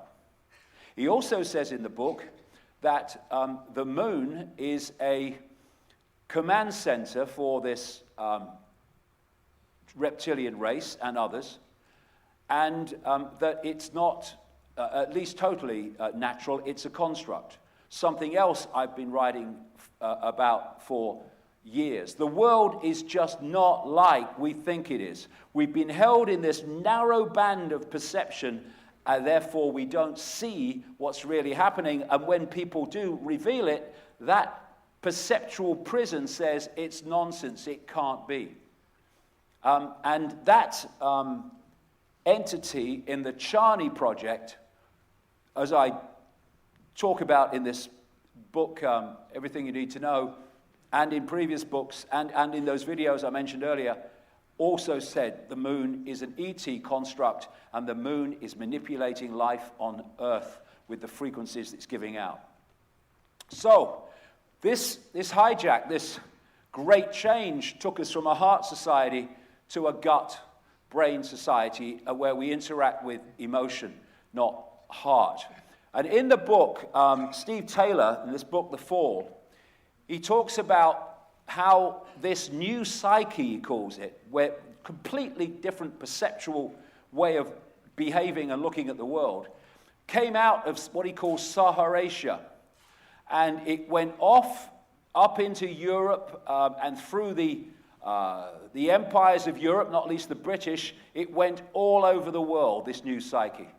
And as, of course, it entered these different countries of the old psyche, of the original cultures, native cultures of those countries, it destroyed them eventually, essentially. The new psyche destroyed the old psyche. Credo Mutwa told me when the British moved into South Africa, they wanted to milk the minds of the shaman, as he put it, and then kill them. They wanted an end to that knowledge stream. And this new psyche moved up into Europe, became the Roman Empire, became the British Empire and the European empires, and then went global through those empires. And still today, there are remnants of the old psyche, but a lot of the old psyche peoples have been absorbed into the new psyche. But there are some that can still process reality in a different way to the new psyche. And they see things the new psyche doesn't see. And we can change the new psyche by becoming conscious beyond mind. That changes the brain as well and the way it processes information. And one of these people was the source of information for a series of books from the 1960s to the 1990s by a man called Carlos Castaneda. And this source is, or was, a Central American shaman figure called Don Juan Matus. And when I was reading one of the books, I think it was the last one, it was extraordinary what he was describing, given what conclusions I'd come to up to that point from many other sources. This is what Don Juan Matus said about the manipulation of the world. We have a predator that came from the depth of the cosmos and took over the rule of our lives. Human beings are its prisoners. The predator is our lord and master. It has rendered us docile, helpless. If we want to protest, it suppresses our protest. If we want to act independently, it demands that we don't do so. Indeed, we are held prisoner. They took us over because we are food to them, energetic fear, low vibrational emotion. And they squeeze us mercilessly because we are their sustenance. Just as we rear chickens in coops, the predators rear us in human coops, human eros. Therefore, their food is always available to them. Think for a moment and tell me how you would explain the contradictions between the intelligence of man the engineer and the stupidity of his systems of belief, or the stupidity of his contradictory behavior. I'll explain that before this section's out. Sorcerers believe that the predators have given us our systems of beliefs, yes, our ideas of good and evil, our social mores. They are the ones who set up our dreams of success or failure. They have given us covetousness, greed, cowardice, the counterfeit spirit. It is the predator who makes us complacent, routinary, and egomaniacal. In order to keep us obedient and meek and weak, the predators engage themselves in a stupendous maneuver. Stupendous, of course, from the point of view of a fighting strategist, a horrendous maneuver from the point of those who suffer it. They gave us their mind. The predator's mind is baroque, contradictory, morose, filled with the fear of being discovered any minute now. They gave us their minds. That is what the Gnostics called the counterfeit spirit. He goes on, sorcerers of ancient Mexico reasoned that man must have been a complete being at one point, with stupendous insights, feats of awareness that are mythological legends nowadays. And then everything seems to disappear. And we now have a sedated man. What I'm saying is that what we have against us is not a simple predator. It is very smart and organized. It follows a methodical system to render us useless. Man, the magical being that he is destined to be when we expand awareness out of 5 senses again, he's no longer magical. He's an average piece of meat. There are no more dreams for man, but the dreams of an animal who is being raised to be a piece of meat, trite, conventional, imbecilic. And that is where they have led the human race. And that contradiction that I'm going to explain when we get just a little further in. So how do we get there? We create our own bloodline network to operate within the target frequency reality, the simulation, in the level of the human scene. Because this non-human force doesn't want to put itself on public display, it is operating through a series of hybrid bloodlines which are doing its bidding within the world of the human scene, which to humans look human, but actually are not quite. This elite network of bloodlines is the full-blown counterfeit spirit. It's not the counterfeit spirit within humans that has to compete with consciousness and heart, and thus does not have the same impact on behavior that it would if it's full-blown counterfeit spirit with no balancing force at all. They are the bloodlines that run the world. They are the 1%, less than 1%, and the networks the 1% use to control human society. And if you look at the bloodlines and the people in positions of power, you look at the 1% and less than 1%, they have no empathy, no remorse, no shame, parasites, pathological liars, do whatever it takes to get what they want because they are full-blown expressions of this counterfeit spirit. The bloodlines that control human society today, and many others, of course. Now, the role of these bloodlines is like bloodline in-between, as I call them. Imagine that you have something that you can't work with directly, because these entities that are this counterfeit spirit in form, they don't want to put themselves on public display. The counterfeit spirit itself cannot directly manipulate this reality because it's not of the same frequency band and can't interact with it. So it's got in-betweeners that represent it, and they can be vehicles for this distortion within human society while looking human. So you have something in a laboratory, say, and you can't work with it directly because they can't work with this reality directly. And so what you do is you stand outside and you put the gloves on and you work inside the sealed tank, and that way you can manipulate inside the tank without actually being in it. And if you take this dynamic, if you take the scientist outside the tank to be this archontic reptilian force, you take the gloves to be these bloodlines manipulating human society, and you take the tank to be our reality, this matrix, then that's the dynamic we're looking at. They are software programs.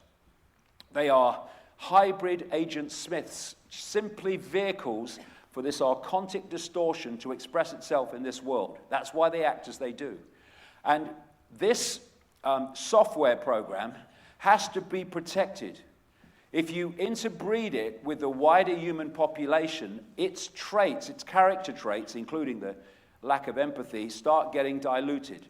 This is where the elite interbreeding with each other comes from, whether it's the royals of old or the royals of today, or whether it's the interbreeding rich and famous families around the world. They're holding this particular software to stop it being diluted in its impact on behavior.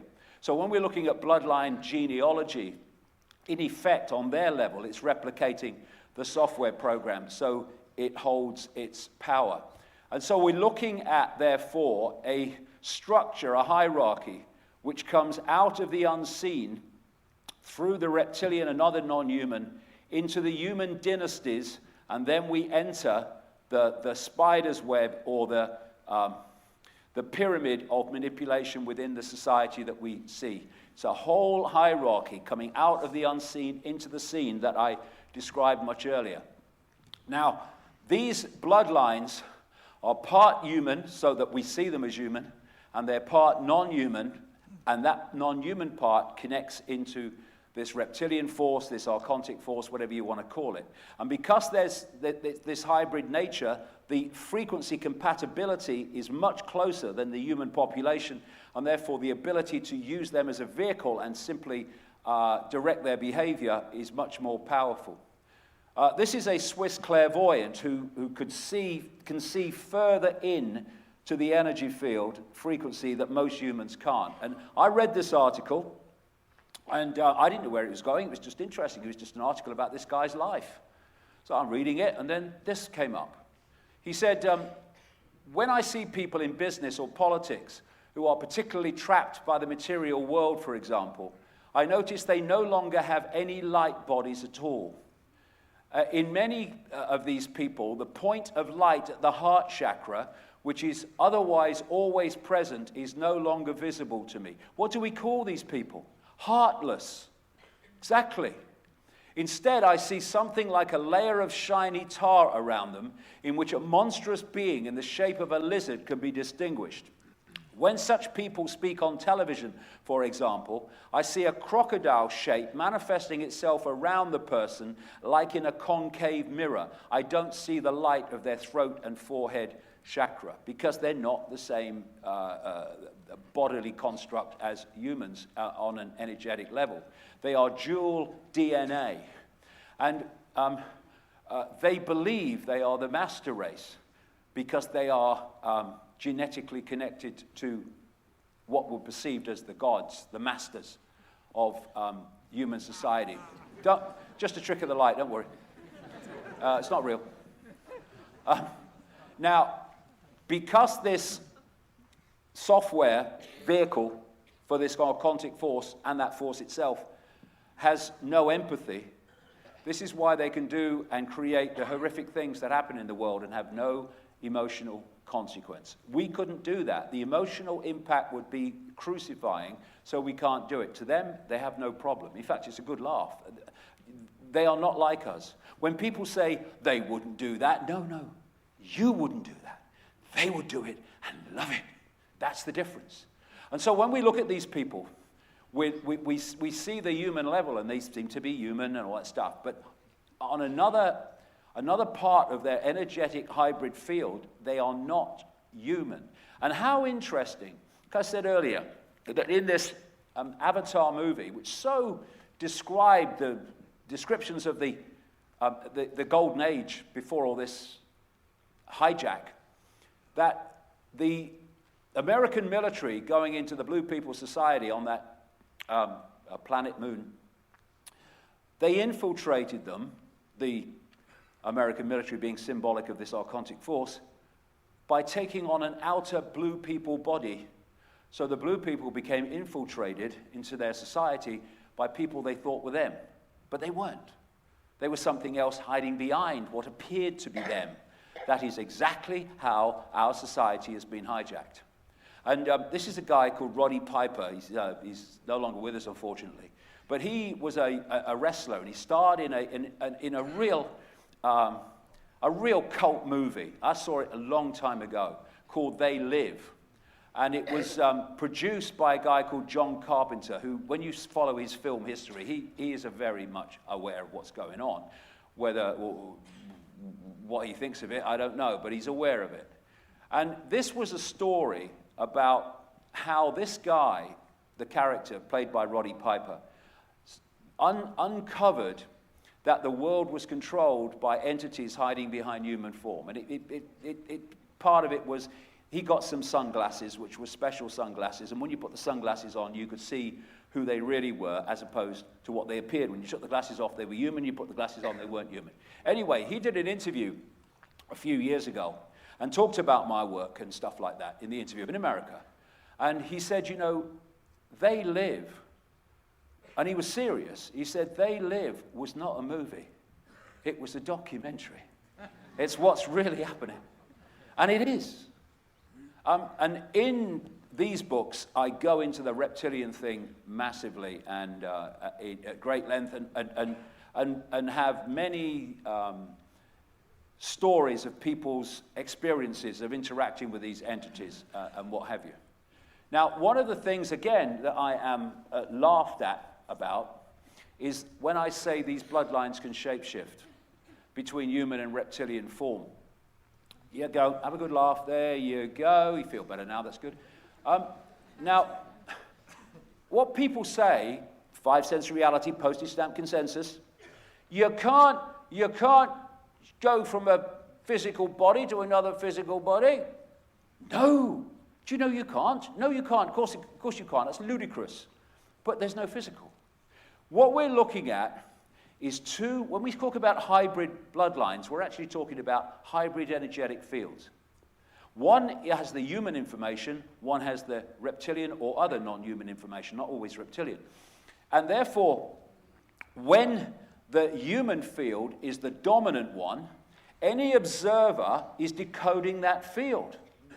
So when they decode that field into holographic reality, it looks like a human body. But when there is a shift and the other field becomes the dominant one, anyone who is observing that shift sees it holographically, they perceive it as physical, the movement of a human body to a non-human body, and often back again. The only place the shift takes place, quote, physically, is in the decoding systems of the brain at the back, where we decode information fields into visual holographic reality. It's not a physical shift. That would be impossible. So they are part human, part non-human, and it's the human part that's put forward most of the time. But I've talked to so many people who have experienced these people. Sometimes when they're in a real rage, it happens. A real rage. And when you're in a rage, you're sending an electrical charge through you. Sometimes you can get so angry you feel the electrical charge. And that charge can cause a shift they don't want to happen. And a number of times I've had described to me around the world where people in such a rage have suddenly shifted into a non-human form in the decoding systems of the observer. So the more that the information of one field is dominant, the more you will decode that shift. And that's the same with possession. You know these exorcist-type possessions, where people's faces actually change. I've seen it. It's bizarre. It's because the possessing entity's information field becomes more and more the dominant information source, and as it imposes itself upon the possessed energetic field, it's impacting more and more on the field that the observer is decoding. And as that happens, the observer is seeing the face shift from one form to another. What's happening is one dominant information field is becoming the dominant one over another. And that's what exorcist-type satanic possession is about. So the only place that shifting takes place physically is in the decoding systems of the brain. And so we're looking at these people, and they appear to be human, but they're very different beyond what we can see. Now, the journey of these bloodlines is the same as the journey of the new psyche. Stands back in amazement. These are the controlling bloodlines of the new psyche. They move the same way. These bloodlines became the people that established the Roman Empire and these other empires, the British Empire and the empires of Europe. And eventually, they created global Babylon as the new psyche went all over the world, as I've described. And that's when this global structure I described earlier was moved into place. And what we're looking at really is the virus spreading. That's what it is, the distortion spreading through all these different changes in society that they've been imposing. Now, Satanism, secret societies, and religion all ultimately are controlled by that force. The vast majority of people in religion don't know that. A lot more people in Satanism will know that, and the inner sanctums of secret societies will know that. Most of the rest will not. And Satanism is a vehicle, a structure, a ritual structure for worshipping this distortion, this archontic force, of which, of course, the reptilians and greys are fundamentally involved. This is why you've got Satan called the deceiver, and the archontic force called the great deceiver, the demon of demons, the archon of archons. They transfer between each other. They're talking about the same thing.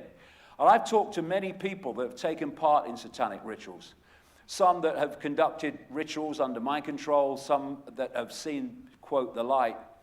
And they've described to me many times how these entities outside of human sight, in other realities, are doing rituals at the same time that the satanic rituals are taking place in this reality, and they are working to create an energetic doorway or channel between the ritual in the unseen and the ritual in our world.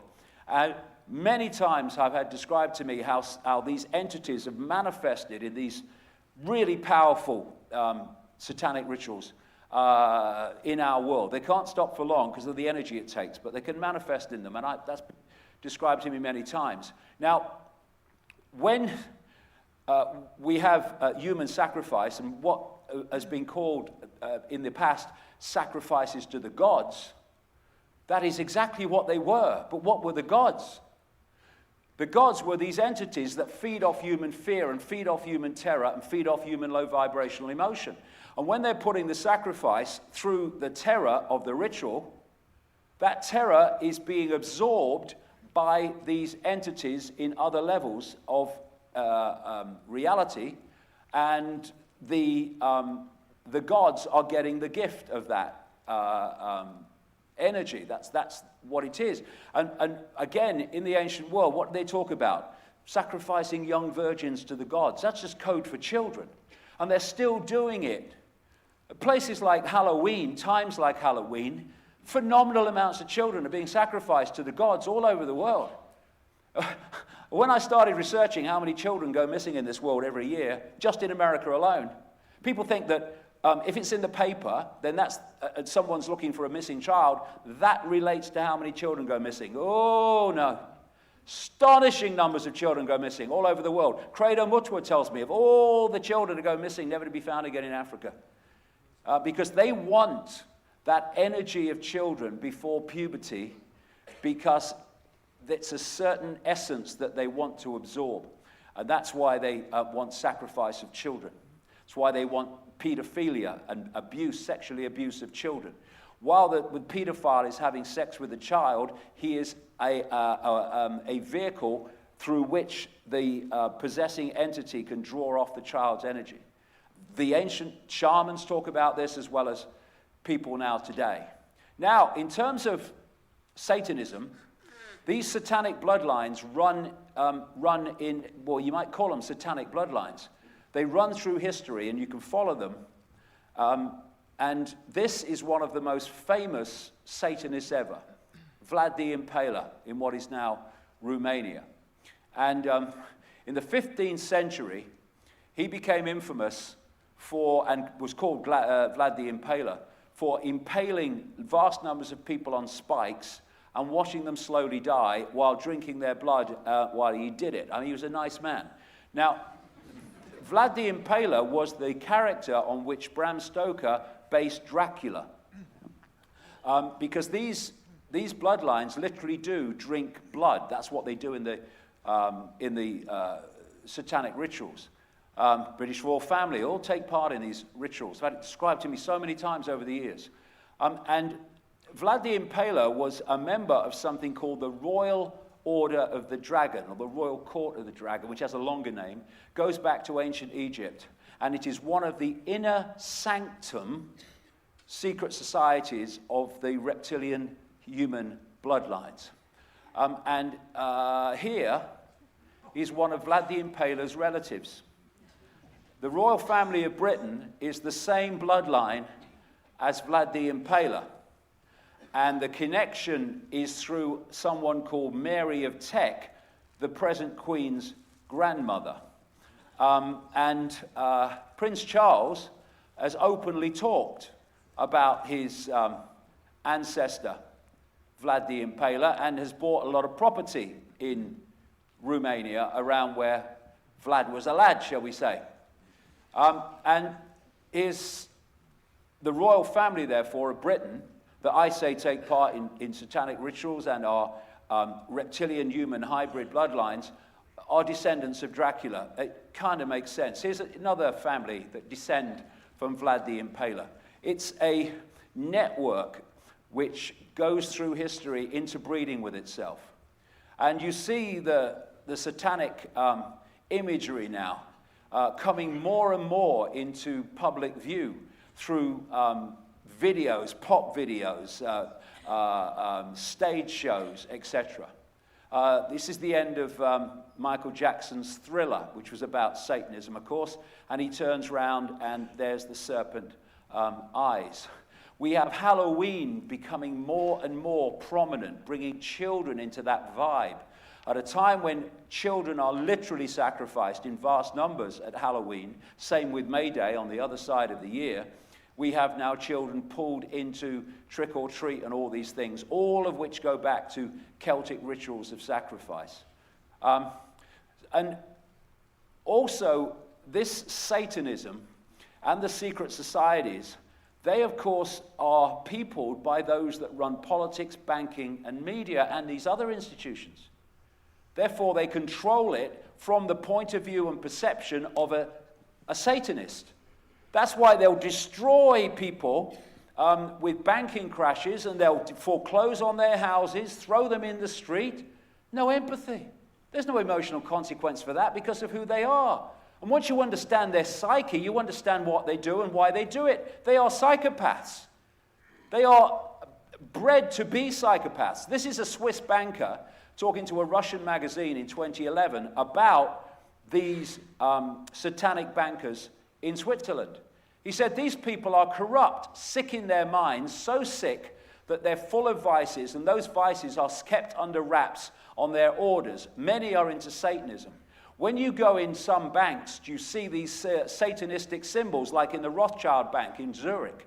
These people are controlled by blackmail because of the weaknesses they have. They have to follow orders or they will be exposed, they will be destroyed or even killed. See, when you can sacrifice a child, what the hell is throwing someone out their house? Taking their land. And then you come to religion. A lot of people express their spirituality through religion, good luck to them. But at the inner sanctum level, they are all expressions of this force, ultimately. Because it wants people to have a belief system that is rigid and unmoving, because then they got you in the program. And you look at the symbol of Christianity, it's a frickin' human sacrifice. That's what it is. And you look at things like the Eucharist, it's Satanism light. Instead of literally eating the body and drinking the blood, they eat the biscuit, he's got a biscuit there, and drink the wine.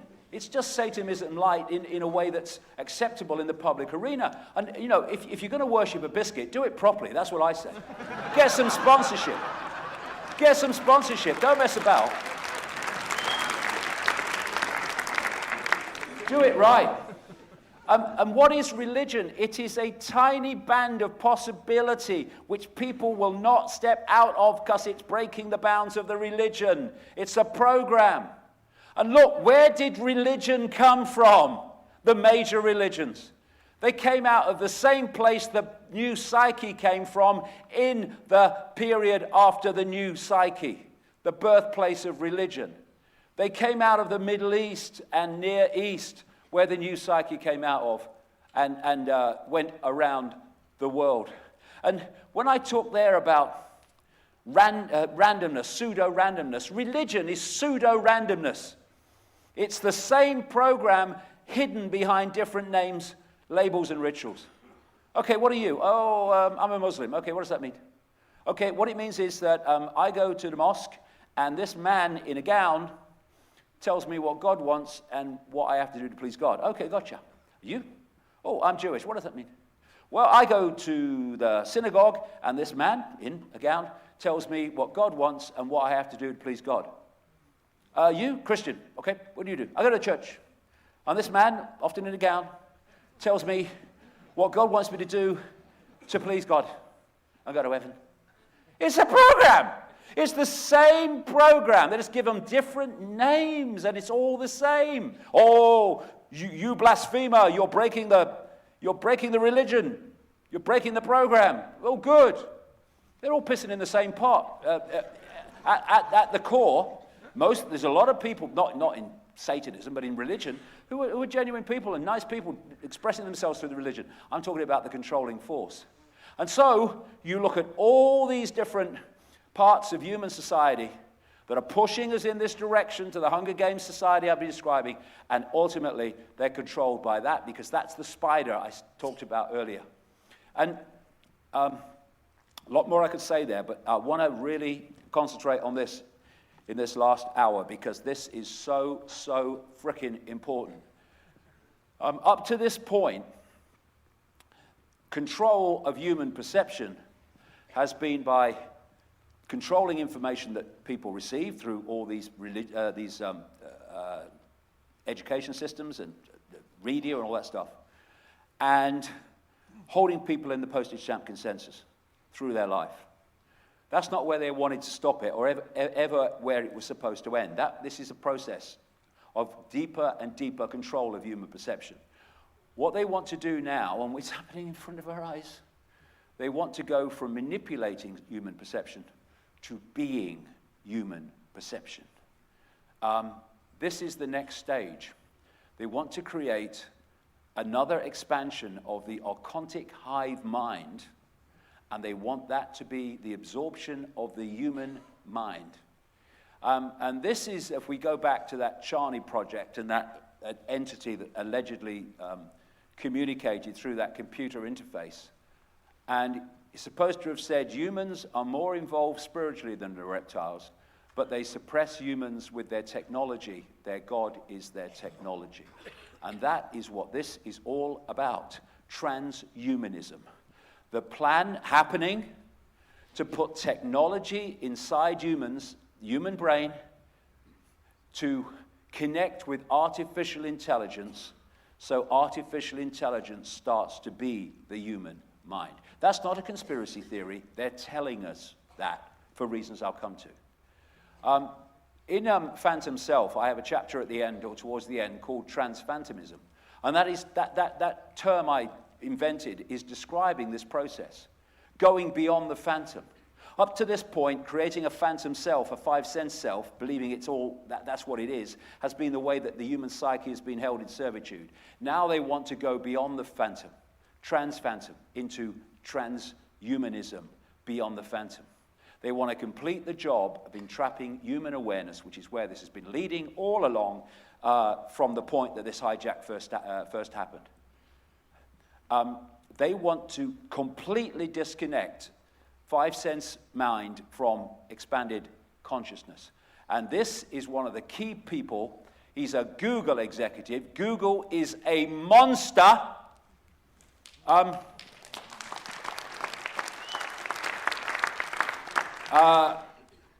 he's the PR man for Frankenstein. He is selling this absorption, this assimilation of the human mind into artificial intelligence as a great thing and the next stage of human evolution. Unless he's completely brainless, he sure as hell knows that's not why it's happening. Google, I mentioned earlier about the devil's playground, Silicon Valley, and how it's hijacking more and more control of the information that we receive or don't receive. It's also one of the prime drivers of this transhumanism. Google is big time into it. Facebook is big time into it. Another monster. And this is about manipulating humans to allow artificial intelligence to take them over. Now, what is driving Silicon Valley is this, DARPA. This is the technological development arm of the Pentagon.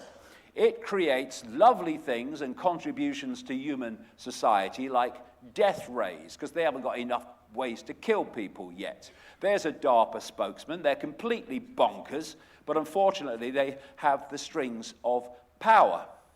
And DARPA, Google, Facebook, they're all expressions of the same web, and DARPA is driving this transhumanism through people like Google and Facebook, they're all working as one unit.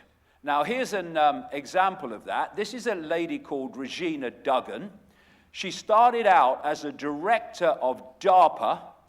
She then made an extraordinary career move and left DARPA and became an executive of Google. She then left Google and became an executive of Facebook in charge of creating things like brain-computer interfaces. Facebook is not just a social media organization. That's just the front to manipulate people's perceptions via that way. It's much bigger than that. Google is horrific, pure, undiluted evil. In fact, the whole network is, certainly DARPA, one of the most evil organizations on earth. And her job at Facebook has been to develop technologies that fluidly blend physical and digital worlds. What I was talking about earlier. And one of the things that she comes up with, Facebook shares brain control ambitions. What a surprise, what a coincidence that she was a director of DARPA. All these organizations, Google owned YouTube, Amazon, Facebook, Twitter, all of them, they're all web organizations working as one unit, ultimately deep in the shadows, to stitch up humanity. And it's become more and more obvious. Facebook conducted widespread experiments on user data to alter people's behavior. They're manipulating perception now daily through this. Tech giants' artificial intelligence monopoly, possibly the most dangerous in history. Some people are starting to see it. Do you believe that Google, Facebook, IBM, all building machines to outthink the human mind is all a coincidence without an ultimate goal? No chance. So, how do we get there?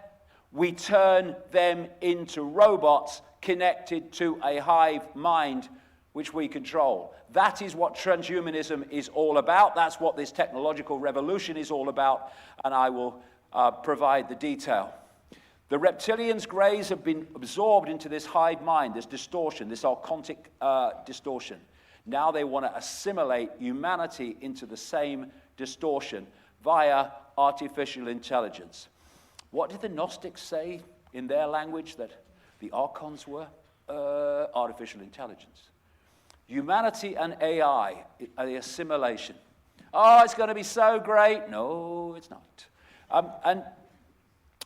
Sci-fi, both in movies and in television and in books, are so often put the plan in front of us. And this is a race that was part of the Star Trek series in their multiple forms called the Borg. The Borg are the Archons or the transhumans. The Borg, Archon, transhumans. That's what they were. They were part technology, part what we would call biological. And they used to fly around in black cubes. Black cubes is an ancient symbol for Saturn, and as I go into detail in everything you need to know, is very much part of this whole thing. And that's why there's so much Saturn symbolism all around us. There's one of the Borg cubes in Star Trek going past Saturn. How appropriate. So this is what the Borg were described as. The Borg are a collection of species that have been turned into cybernetic organisms functioning as drones in a hive mind called the collective or the hive. The Borg use a process called assimilation to force other species into the collective by injection of microscopic machines called nanoprobes, and the mantra of the Borg is resistance is futile. This is Peter H. Diamandis, co-founder of the Singularity Transhumanism University with Ray Kurzweil. He said, anybody who is going to be resisting the progress forward to transhumanism is going to be resisting evolution, and fundamentally they will die out. It is not a matter of whether it's good or bad, it's going to happen. Resistance is futile, in other words. It isn't, by the way. Now, these nanobots that the Borg talked about, which assimilated their targets into the hive mind, the collective, now exist. We call them nanotechnology, nanobots, nanoids, nanites, nanomachines, nanomites. Micro machines that can assemble and maintain sophisticated systems and can build devices, machines, or circuits through a process called molecular manufacturing. They can also produce copies of themselves through self-replication. These now exist. And they're also known as smart dust or neural dust, digital dust. And they're described as tiny electronic particles for wireless communication with each other and anything they connect with. And what they're already doing, this is a story about it, is they're putting this neural dust into the brains of victims in experiments, and from that they are very painfully manipulating those people from afar via the neural dust. This is where they want to go. Now, you know, we talk about cameras in the street and surveillance. Well, this is from the promotional material of this smart dust, nano dust material. Smart dust, infusing all matter, which is what they want to do, have it everywhere, can recognize an individual anywhere they are to the extent that their computer can be automatically turned on when they walk through the door at work, and the elevator can automatically open at the right floor. Forget cameras in the streets once this stuff starts moving around. Now, this is what Kurzweil said from the Google monster. Nanobots will infuse all the matter around us with information. Rocks, trees, everything will become these intelligent creatures. I'll come back to that in a second. He said, with robots in our brains, we'll be godlike. No, we'll be robots, and this guy frickin' knows it. We'll be superhuman. That's what they're telling us as. We need, this is why they're openly doing it. It's going to make us superhuman. Hey, man, come on, get connected. Well, the same people that want to make us superhuman have all this period of human existence been suppressing the superhuman powers that humans naturally have by holding us in this perceptual prison. Declassified document suggests that many of us have superhuman powers. Yes, the ones they've been suppressing all these years and want to complete the process of suppressing through connection to technology and artificial intelligence. Kurzweil, we're not talking a long time now. Kurzweil says humans will have hybrid cloud-powered brains by 2030. And he says our thinking will be a hybrid of biological and non-biological thinking. Humans will be able to extend their limitations and think in the cloud. We're going to put gateways to the cloud in our brains. We're going to gradually merge and enhance ourselves. In my view, that's the nature of being human. We transcend our limitations. This is the sales pitch, and it's absolute bollocks. He goes on. As the technology becomes vastly superior to what we are, then the small proportion that is still human gets smaller and smaller and smaller until it's just utterly negligible, by which time there will be no human mind, just a biological, not even that in the end, terminal for artificial intelligence. That is what transhumanism is all about. New computers could delete thoughts without your knowledge, experts warn. The plan is that once this starts to happen, the human memory is deleted. So we start at year zero. This technology exists now. And Silicon Valley, the devil's playground, is the way it's being brought out of the shadows into human society. A DARPA insider was talking. You could see the presentation on YouTube. He was trying to kind of, as best he can, put a good face on it, but he was revealing the current hive mind control grid that is being built all around us. The idea is to connect the human brain to the cloud, and so the cloud becomes the human brain. No more human thinking. And this is what it's really about. It's about symbolically closing off the connection between five-sense mind awareness and expanded awareness, so never the twain shall meet, and create a permanent prison of five-sense mind. And one thing I would say is all these people now, and some of them will be genuine, are coming out and saying, yeah, we do live in a simulation. Yeah, I say we do. But why are they suddenly all coming out and starting to say it after all these years? Beware of the double bluff. If they start saying, well, okay, we're in a simulation, we've got to make the best of it, and so let's connect through technology, then it's a con, because they're not telling you the one thing. We may be in a simulation, but we are not the simulation. We may be in a vehicle connected to the simulation, but we are not the vehicle. We are the I, the consciousness, the awareness experiencing through it. And that's what they want us not to know. And we have this guy here, Elon Musk, who is coming out quite often now, warning about how dangerous AI is and how it could take out humanity. But he's also buying companies like Neuralink to merge the human brain with AI. He's also putting satellites into orbit to beam Wi-Fi at the Earth, all over the Earth, which is fundamentally part of what I'm talking about. I'll come to that in a second. So your actions do not match your words. And until I see differently, and I haven't yet, I will see him as the transhumanist good cop to Kurzweil's bad cop. Elon Musk wants to merge brains with computers with matrix-style technology, but says how dangerous it's going to be. I don't follow. Now, this cloud, this sub-reality, like I've just mentioned, to have everyone connected to it worldwide, the cloud has to be everywhere. And this cloud is designed to be Wi-Fi, to have a Wi-Fi field all over the Earth where no one can escape from it, and the connection to the cloud of the human brain will be through this Wi-Fi field, what I've been calling for years, the technological sub-reality. So, if they're going to do that, they need Wi-Fi everywhere. And that's exactly what they are doing. Satellites are going up at an extraordinary rate to beam Wi-Fi back at every area of the Earth, and this is why they are doing it.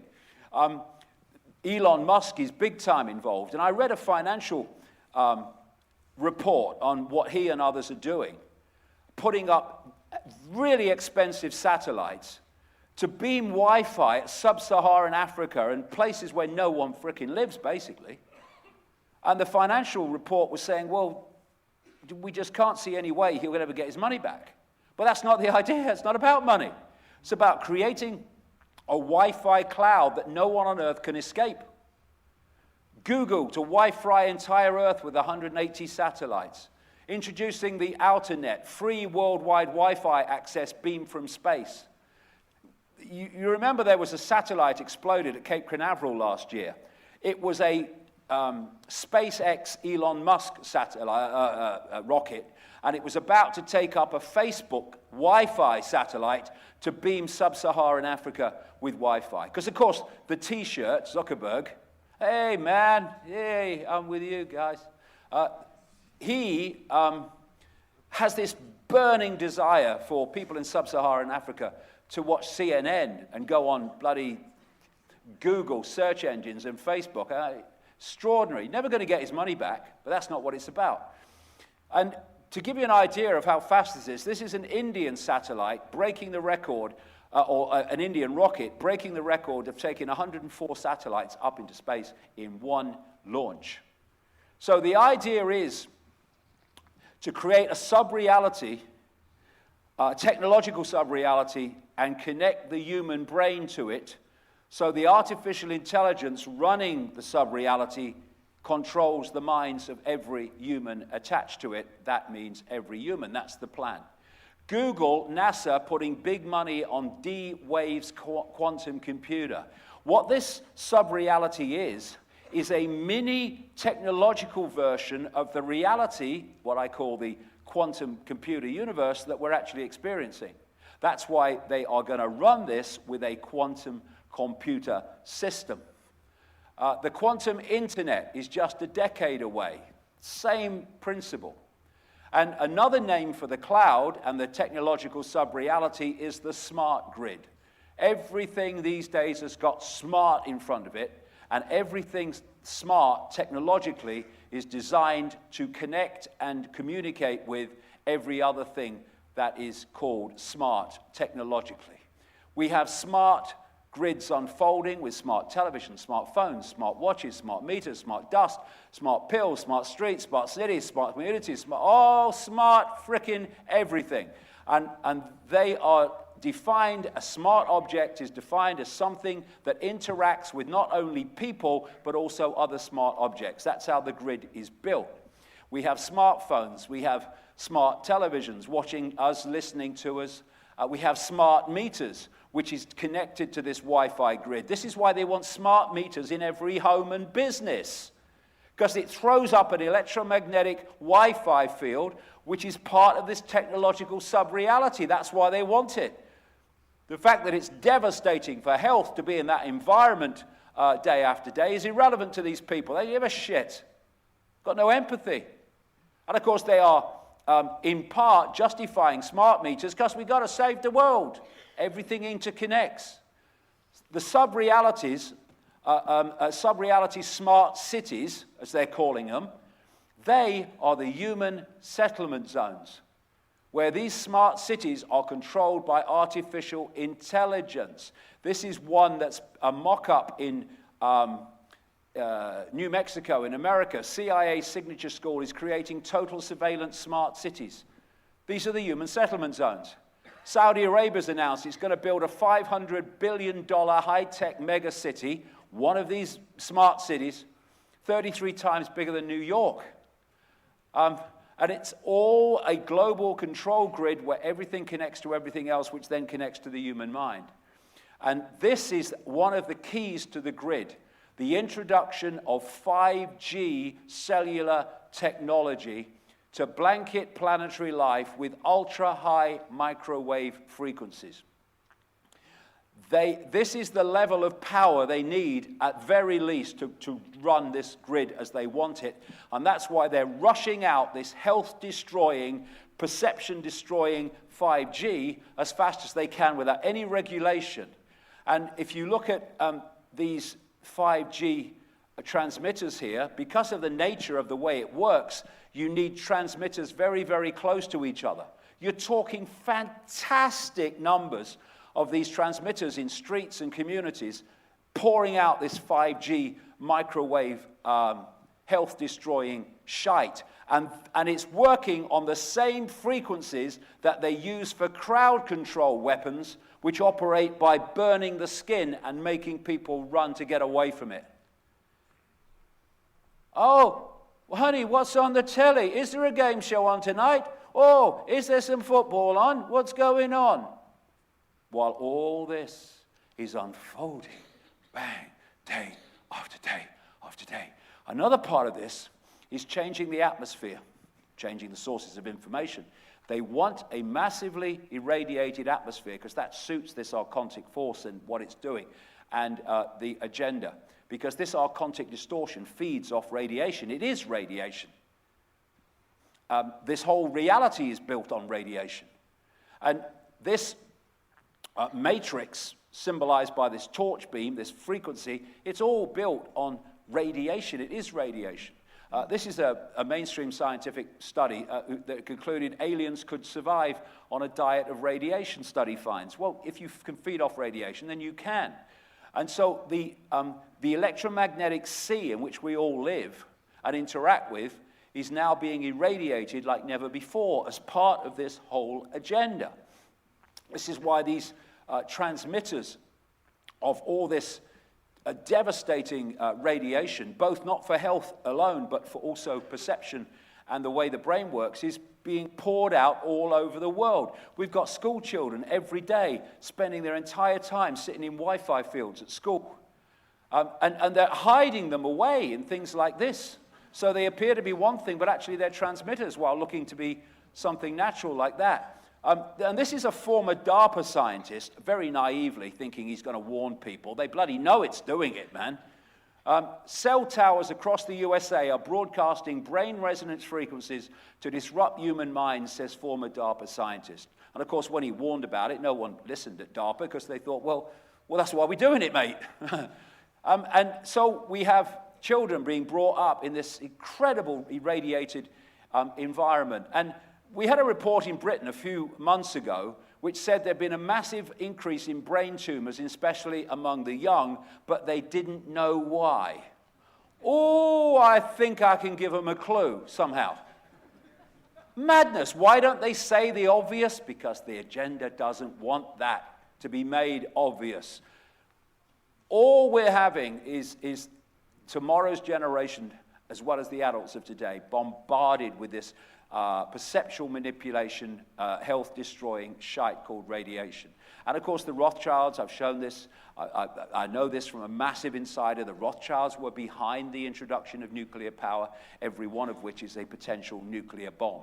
Now, this guy, Michael Pessinger, is a neuroscientist at Laurentian University in Canada. And he's done years and years of research into the effect of this massively irradiated atmosphere that we're living in. And he says this: for the first time in our evolutionary history, we have generated an entire secondary, virtual, densely complex environment, an electromagnetic soup, that essentially overlaps the human nervous system. And they've developed it because that's exactly what it's supposed to do, to envelop the human nervous system and take over all perceptual processes of the body. Welcome to the real world, the one that we are heading into so fast unless we wake up in numbers. Artificial intelligence is summoning the frickin' demon. And of course, in the Matrix movies, which were so symbolic, machine cities, they were basically smart cities and the smart grid, and they were controlled by artificial intelligence. The demiurge archons, this distortion, is described in our language by the Gnostics as a form of artificial intelligence, inorganic. And what we have been manipulated to do is to build a technological vehicle for this archontic distortion to take over human society and to absorb into itself the human mind. We talk at the moment, I mean, you know, people talk about AI this, AI that, AI is going to do this, AI does this, AI frickin' everywhere. I don't hear the question, what is AI? And when I read AI scientists commenting on, we don't really understand it. It seems to be learning faster than we thought. You don't understand it? Well, what are you doing then? AI could be described as algorithmic intelligence. And on one level, that's what we're seeing, algorithms used to manipulate and use technology and what have you. But what I say is, eventually, what's meant to run this technological sub-reality is not algorithmic intelligence, so that could still be part of it, but archontic intelligence, the direct vehicle for this intelligence to take over the world. What we've been doing is building a technological vehicle for this virus to take over everything. And this answers Don Juan Matus's question, as I'll come to in a second. So when that question was asked in that science series, Through the Wormhole, are digital aliens hiding within technological systems? Well, this is the kind of thing they were talking about. And this is Don Juan Matus's question.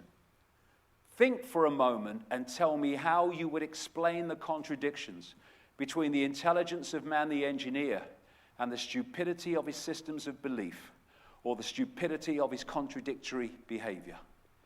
What's been happening is humanity has been manipulated on a road to develop the side of the brain and the nature of intellect, to the point where the ability is there to build that prison, while having the other part of the psyche, expanded psyche, and what we would call wisdom, insight, and seeing the big picture, suppressed. So people build their own technological prison without having the insight to see that that is what they are doing. That is what has happened, and that's why you have this contradiction that has been highlighted by Don Juan Matters of the brilliance of man the engineer build the prison, but the stupidity of his systems of belief don't see that's what you're doing. This is what's been happening. The whole system's been set up to do this, manipulated and evolved to build our own prison without realizing that's what we've done. Bye-bye humans. I don't agree with the monkey, but the end is spot on unless we wake up to this. And now perhaps we can start to see the real reason that ultra-Zionist hate groups are trying to shut down what I am saying. It's nothing about, he's saying this about Zionism, that's just the excuse to silence me. It's to stop this getting out because of what those groups represent in the big picture and in the web. Remember when the world was run by humans? We are being taken over by this AI now. Artificial intelligence could mean the end of humankind. Stephen Hawking, yes, mate, but that's the frickin' idea. That's the bit they miss. It's not an accident. It's happening by long-term planning. The archonive mind, transhumans, the assimilation. And the basis of this technological sub-reality is the internet. The internet is designed to become the technological collective mind controlled by AI, which will control everything connected to the internet, which is planned to be everything, including the human brain. In 1969, Dr. Richard Day described the World Wide Web that was supposed to have been invented in 1989, because this has been planned all along. You know, we are operating in a certain band of frequency. Let's call it a timeline, which has developed in a certain way in terms of its understanding of reality and all not understanding reality. That which is manipulating this society is not operating in that timeline. Our point of technological awareness is not the point of technological awareness of those that are manipulating us. They're in another reality, much more advanced with technology, which is what they were describing with the reptilians' technology as their God. When humans in this timeline were knocking rocks together, this technology that's now being introduced already existed in other timelines and other realities. And what's been happening is cover stories have been introduced. Oh, it came from a geek in a garage. Oh, okay. And where it's really coming from is out of the deep underground bases, what are known as DUMBs, around the world, not least in America, where there's an interface, if you go deep enough, where the real security clearance is necessary, between these reptilian and other entities and human scientists, and that's where the interface takes place, which then comes out as these technologies. I mean, given that the control of humanity is dependent on the development of greater and greater forms of technology, are we really naive enough to think that these manipulators are sitting around a table just frickin' waiting? Oh yeah, we can't go any further, we haven't got the technology. No, the technology just appears like magic. I watched a BBC documentary series, two programs it was, about Silicon Valley. And they had this sequence of garage doors in Silicon Valley and California. And in this sequence of garage doors, they were saying this technology, which changed this and developed, changed the whole thing, was developed behind that garage door by a geek, and this is the garage door. Behind there was developed that. Oh, there's another garage door. Behind there was developed that. You know, I think they were sitting around a table after that series and going, hold on a minute, we've got to change the frickin' narrative. You know this?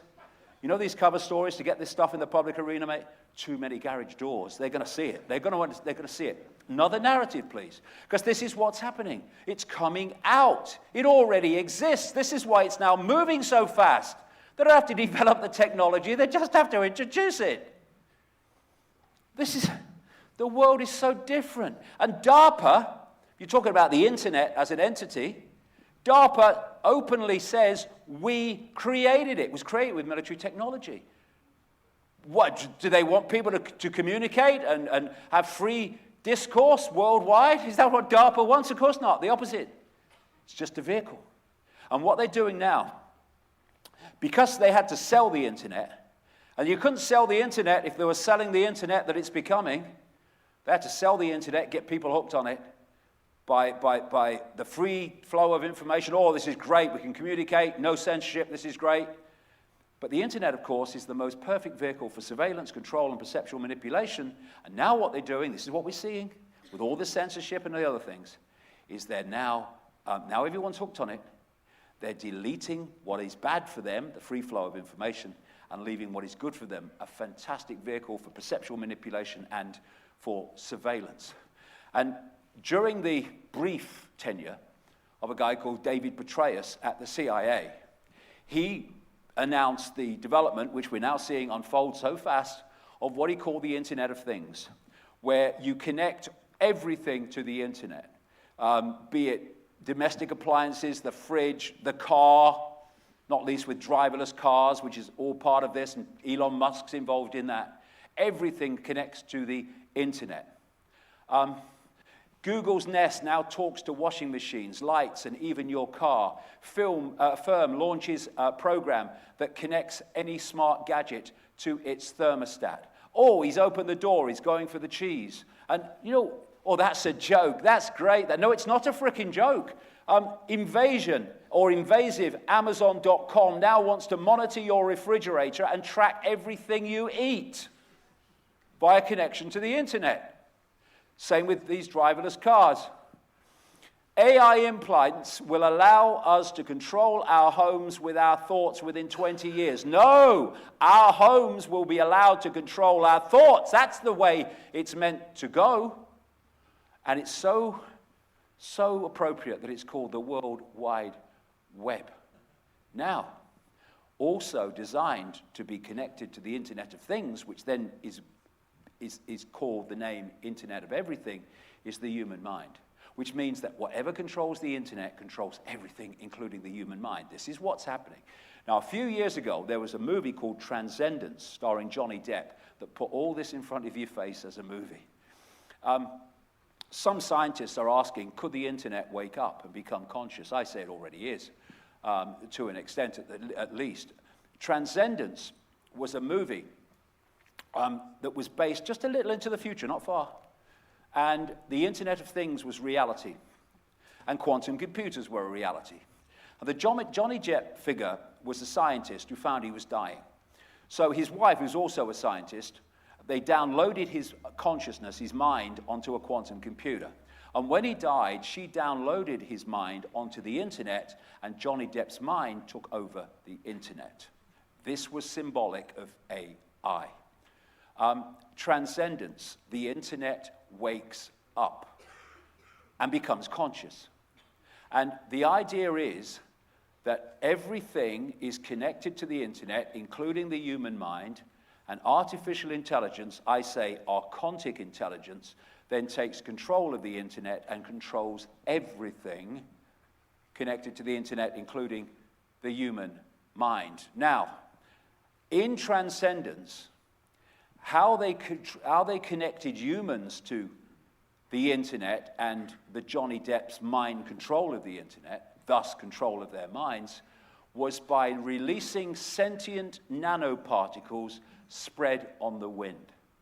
Now, those sentient nanoparticles I've just described, smart dust, nanobots, whatever, have you? And this is how they are being spread on the wind. There are many things in chemtrails, not contrails, chemtrails coming out of aircraft which crisscross the sky, and instead of dissolving like contrails, condensation trails, do not dissolve, but just pan out. I've sat in America, in a desert of America, for a week at a town there, and I've watched aircraft crisscross a crystal blue sky in the morning and turn it into a cloudy sky by early afternoon through chemtrails. And in these are aluminium and other metals that are really bad for health and create a conductive atmosphere, which is great for weather control and many other things. But in there is nanotechnology. And that is how they are infusing the world with nanobots and smart dust, as I've described. We go back to Kurzweil. Nanobots will infuse all the matter around us with information. Rocks, trees, everything will become these intelligent creatures. How the hell are you going to do that globally unless you drop it from the sky? And that's what chemtrails are all about. And since chemtrails started, well, they started earlier, but people became aware of them in the late 1990s. In the same period has come the chemtrail disease, known as Morgellons or Morgellons disease, where people are finding fibers, self-replicating fibers in their body, hollow tubes, and many other things. I'll show a few examples that are coming out of their skin that are growing, and you pull them out and they self-replicate themselves. And what they're saying to hide this is that the people suffering from Morgellons disease are suffering from a psychosis. It's in their mind. Yes, that's a manifestation of the mind and not something that's inside the body. That's absolutely right, you fricking idiots. But the reason they're saying that is they don't want the truth to come out, because then the dominoes start to fall. Well, what's going on? Where is it coming from? These are some of the things that are coming out. I know someone in America who's got Morgellons, and she sent me a load of pictures that she's collected of it. Here's some of them. Bits of silicon coming out of their bodies, often in a kind of hexagonal kind of shape. These have all come out of the bodies of Morgellons sufferers who are just dismissed by the medical profession. That's come out of the bodies. This is all technology that has grown from nanotechnology. And there is a theory, that's all it is at the moment, that Morgellons sufferers are those whose bodies have rejecting the nanotechnology, and that's why it's showing, whereas other people are absorbing it. Well, this has all come out of the bodies. Now, this is a biodegradable polymer. Scientists have made star-shaped biodegradable polymers that can self-assemble into hollow nanofiber spheres. And when the spheres are injected with cells into wounds, these spheres biodegrade, but cells live to form new tissue. Well, look, that is a technological creation. And that is something that's coming out of the bodies of Morgellons sufferers. That's coming out of a Morgellons sufferer. And that has come out of one Morgellons sufferer, and it's basically straight out the frickin' Matrix.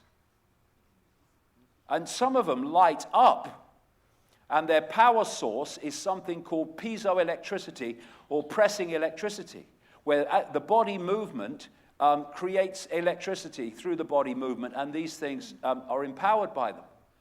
This is a doctor in America. Mysterious new blood bacteria seems like nanobot bioweapon. This is what we're looking at. We're being frickin' invaded. We're being invaded while thinking we're living in a free world, a real world. It's not how it is, and this is a key area of where this is meant to go. What they're looking at is the creation of a synthetic human form to replace the biological human form that we know as part of this transformation and assimilation. Synthetic is defined as of a substance made by chemical synthesis, especially to imitate a natural product. And imitate, counter-mimicry. and the distortion, the act of twisting or altering something out of its true, natural, original state. That's synthetic. And the archontic force is basically, you could call it synthetic. It's assimilating us into it. The archon world is a synthetic world. And if you put these words into YouTube, Sophia Smallstorm, she's a friend of mine, The Dark Agenda of Synthetic Biology, there's a long and detailed presentation about just this one area. It's worth watching. Now, what they're doing is creating synthetic everything on the road to this. Synthetic cells, synthetic blood, synthetic skin, synthetic everything. A step closer to designer babies. Human cells could be made from scratch in 10 years as scientists reveal plans to create an entire synthetic genome. This is where we're going, and this is why we're going there. Synthetic genetics is basically copying the computer codes of the biological form and turning it into a synthetic version. Will designer babies end the need for sex? Humans could reproduce using skin samples within 20 years, claims geneticist. And what they're talking about are stem cells, which are cells simply waiting for instructions to become any cell you want, including sperm. Thus, they can procreate without sexual procreation. And this is where it's going. The synthetic human is designed to have no sexes, no gender, and have no means of procreation, but will be created in laboratory situations without procreation. And that is what this is all about. I have a phrase I've used so many times over the years. When something comes out of nowhere and is suddenly everywhere, it's the agenda. Every time someone's pressed a button on the next stage. Now, whether people feel that they're in the wrong body is none of my business, and they should get all the support they need to come to terms with whatever they decide they want to do. Of course that's right. I mean, why would anyone want to discriminate against someone in that situation? Of course not. But what they do, same with me. They talk about, oh, he's racist, he's against the Zionists. No, that's the excuse, mate, to stop this stuff coming out, right? And so the excuse for transgenderism is we must stop discrimination against transgender people. But that's not what it's about. That's the frickin' excuse. They don't give a shit about transgender people. They don't give a shit about anybody. Got no empathy, nothing. The reason for the explosion of transgender is not to stop discrimination against transgender people. It's to confuse people, especially the young, about their gender who weren't confused before. That's what it's about. It's about making people confused that weren't confused before because of this agenda that I'm coming to. And this is why it's everywhere. This is why the language is being changed. You can't say mother and father anymore. You can't say boys and girls and all this crap. And I would say to people in this transgender arena, and it's often not transgender people who are pushing this crap. It's other people that are pushing it and using them as the excuse. It's a very different thing. My dot is not the only dot.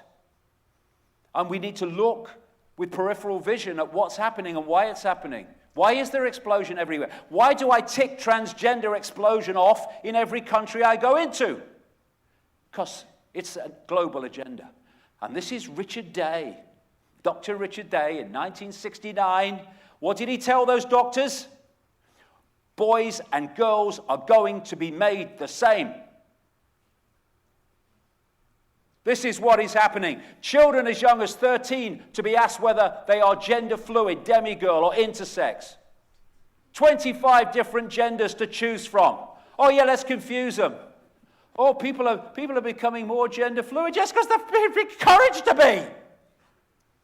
BBC series for children as young as 6 about transgender child taking hormone-blocking drugs.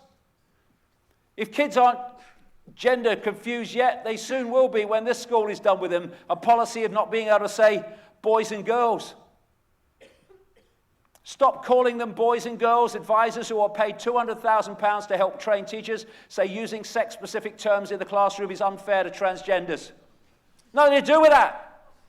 It's confusing those who are not confused. Australia, schools banned from using the term mum and dad, and boys told to dress up as girls in non-gender specific free play. It's not free play if you make them do it. And the transgender bloody bathrooms, and here we have pediatricians in America talking about reckless, profit-driven doctors prescribing children as young as 12 sex change hormones. They call it child abuse, but it is not specifically, in its foundation terms, about money. It's about changing the nature of the human form. I am non-binary. Well, unless we start realizing what this is really about, there will only be binary. On-off electrical charges of the computer system.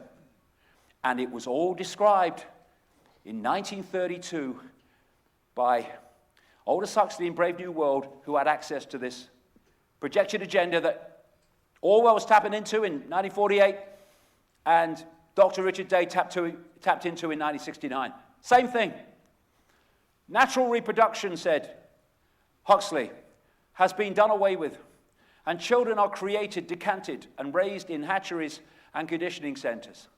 From birth, people are genetically designed to fit into one of 5 castes, which are further split into plus and minus members and designed to fulfill predetermined positions within the social and economic strata of the world state. That's what transgenderism and the synthetic human is all about, the non-gender synthetic human. This is the new maternity ward, unless the pennies start to drop of what this is really all about. And here we go with George Orwell, 1984, something similar. Already we are breaking down the habits of thought which have survived from before the revolution. We have cut the links between child and parent, and between man, and between man and woman. No one dares trust a wife or a child or a friend any longer, but in the future there will be no wives and no friends. Now, the Harvey Weinstein thing and the horrible abuse of women is one thing, but that was a trigger.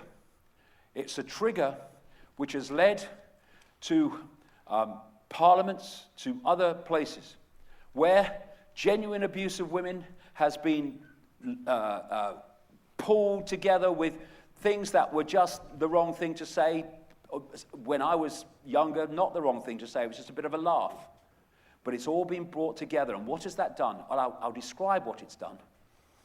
One British member of Parliament said, when this story broke, and of course the whole thing's gone into the British Parliament, it's gone into the American Congress and Capitol Hill. This MP said, "I will never hug a woman again, who basically is not my wife. I will always only shake hands with them." And what they are doing, and this is the trick again, they take genuine abuse and they highlight that, and they use that as the excuse to pan that out into all different areas of human interaction, which they all lob into this area of genuine abuse. And so men are frightened to say anything to women. Women and men are being pushed apart. Political correctness means people daren't say anything. They have to think, how do I put this? People are being pushed apart and divided, not just of group on group anymore, but individual on individual, sex on sex, exactly what this is describing. Children will be taken from their mothers at birth, as one takes eggs from a hen. The sex instinct will be eradicated, procreation will be an annual formality. This is one step back from what Huxley was talking about. Like the renewal of a ration card, we shall abolish the orgasm. Our neurologists are at work upon it now. There will be no loyalty except loyalty towards the party. There will be no love except the love of Big Brother. And this transhumanist agenda, ain't it cool, man? It's being pushed by the mainstream media all over the world as a good thing. And this is the process that they've pulled people in on. They want to get in the body and connect the brain to AI. So you start with holdables, technology you can hold, smartphones, tablets.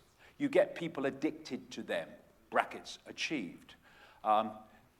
a third of American babies now play with smartphones before they can walk and talk. The record numbers in hospital after walking into traffic. It's an addiction, digital heroin. Digital heroin, how screens turn kids into psychotic junkies. Half of families text each other in the same house. Experts say tech craze could have catastrophic effect on family life. What I've been saying through today, one of the major agendas is to destroy the family unit, to drive families apart, like men from women and all these other divisions. Why is it that technology like Siri, Office Assistants and from Apple and these others was seed funded by DARPA and seed funded by the CIA? 14 cutting-edge firms funded by the CIA. This coming through Silicon Valley, not from it. And then you go to stage 2. You've got them addicted to this. Now wearables. You want to get in the body, but get on it first. So you have your Bluetooth and your Google Glass and your smartwatch and your stitching circuitry into your shirt to get a better signal. Oh, God, beam me up, Scotty. It's mad down here, mate.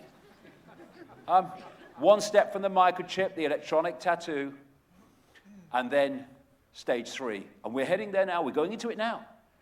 Implantables, get inside the body.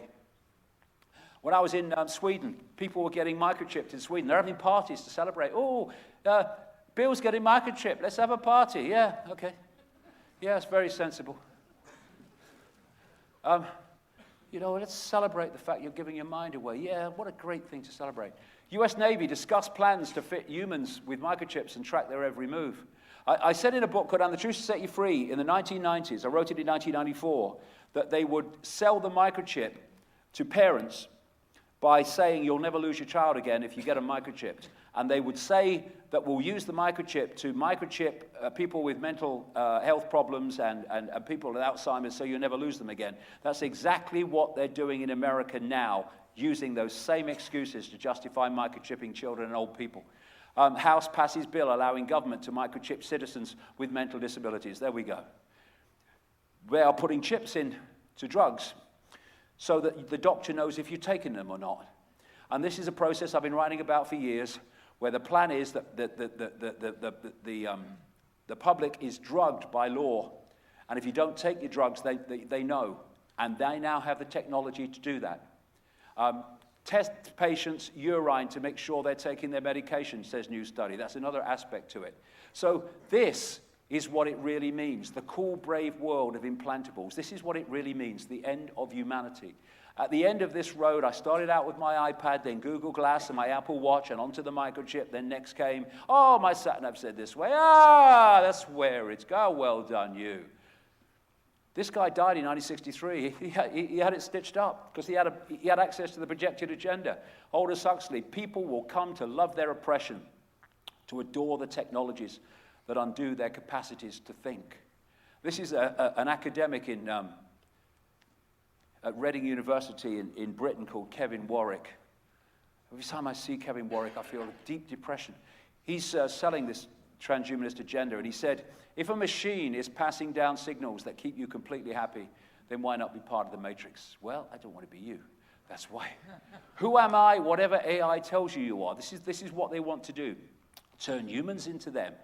And already the human brain has been rewired. They're turning humans literally into goldfish with the attention span of goldfish. This has been shown in studies.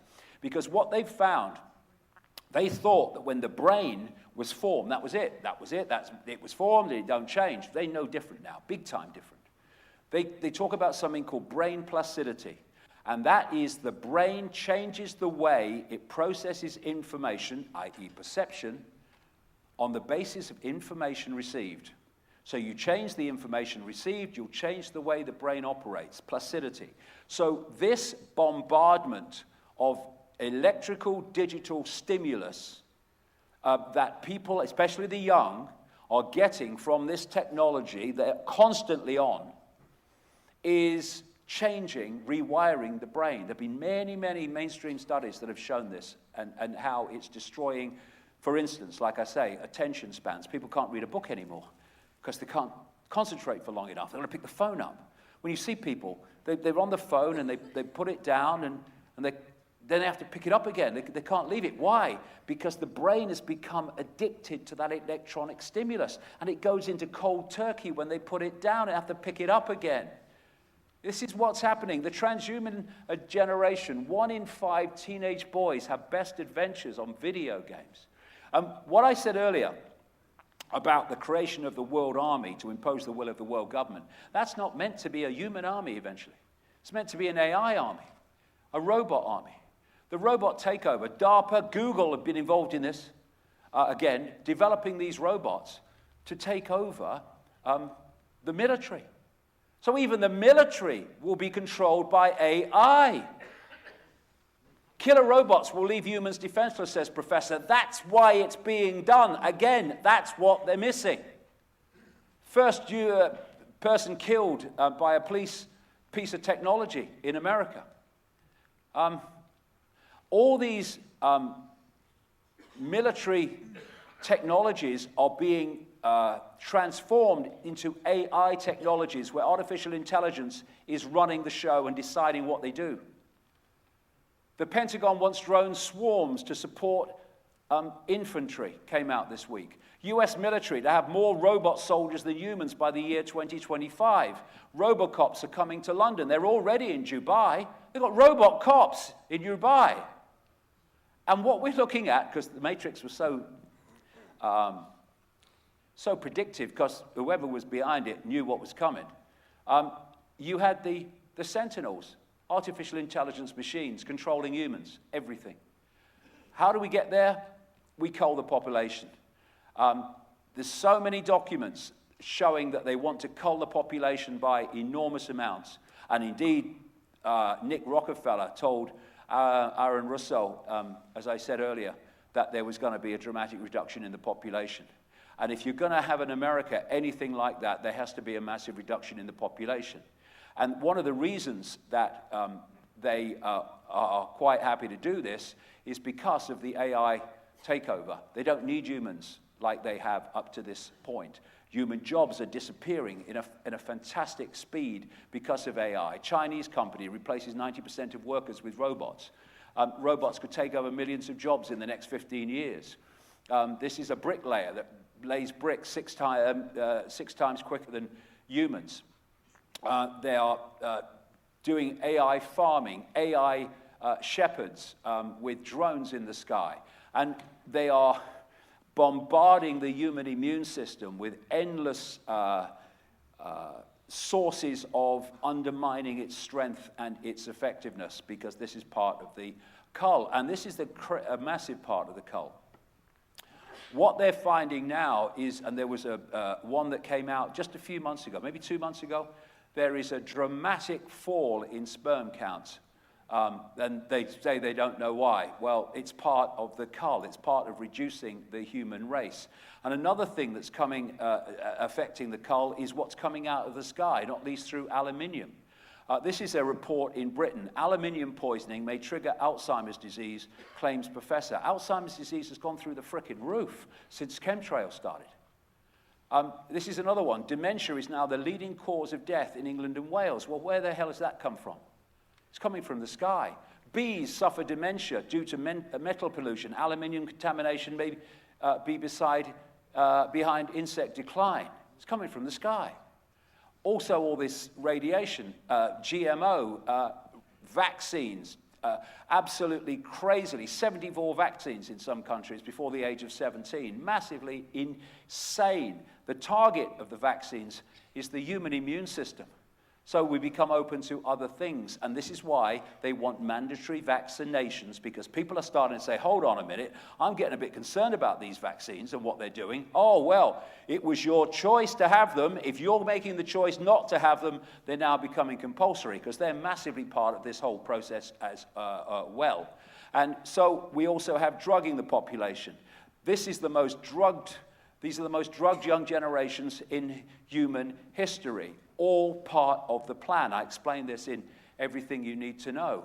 And again, Aldous Huxley was right there. In 1961, There will be, in the next generation or so, a pharmacological method of making people love their servitude and producing dictatorship without tears, so to speak, producing a kind of painless concentration camp for entire societies, so that people will, in fact, have their own liberties taken away from them, but rather enjoy it, because they will be distracted from any desire to rebel by propaganda or brainwashing enhanced by pharmacological methods. And this seems to be the final revolution.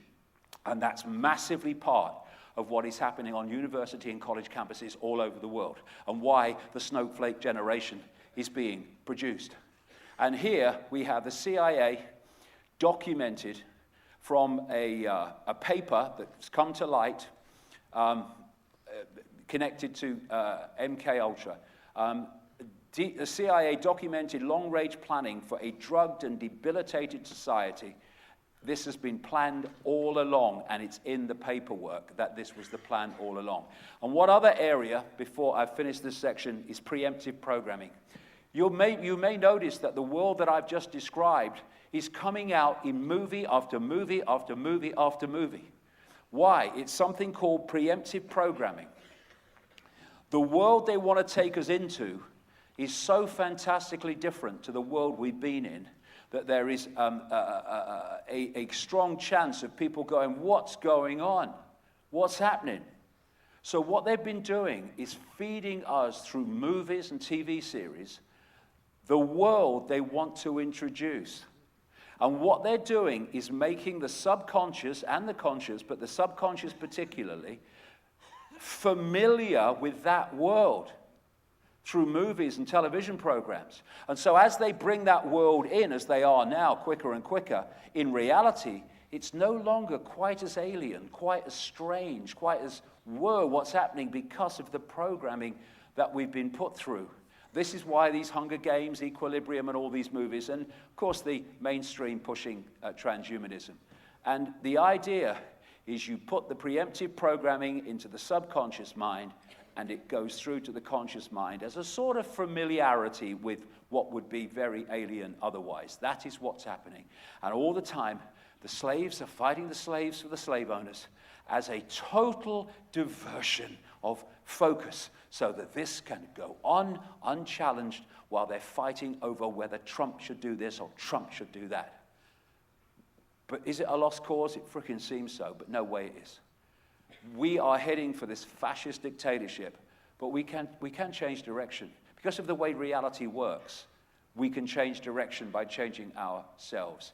In the kingdom of the blind, the one-eyed man is king. When we become the two-eyed, third-eyed man and woman, consciousness, then the game can change, and it can change very quickly, because we're heading there. We could be here. It's just a choice, so we need to make it now. We can paint a better world. To understand how, we have to see the connection between perception and frequency, and thus how we change this world from what it is to what it can be, far faster than anyone can imagine who thinks this is a solid world of limitation.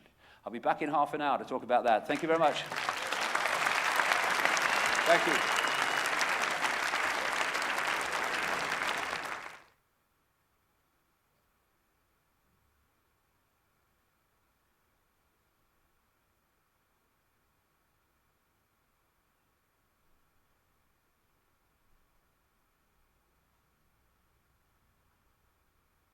Great singer-songwriter, and I want to thank my other son, Jamie, who's put this worldwide wake-up tour together. He's done an absolutely fantastic job.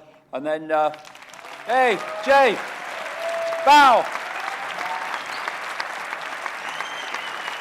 Jamie, fantastic job. And we're going to have a bit of a break. Well, not a break. We're not just going to travel, and then we start a world tour of evening events in the spring, and that will go on for as long as I'm standing, really. So we'll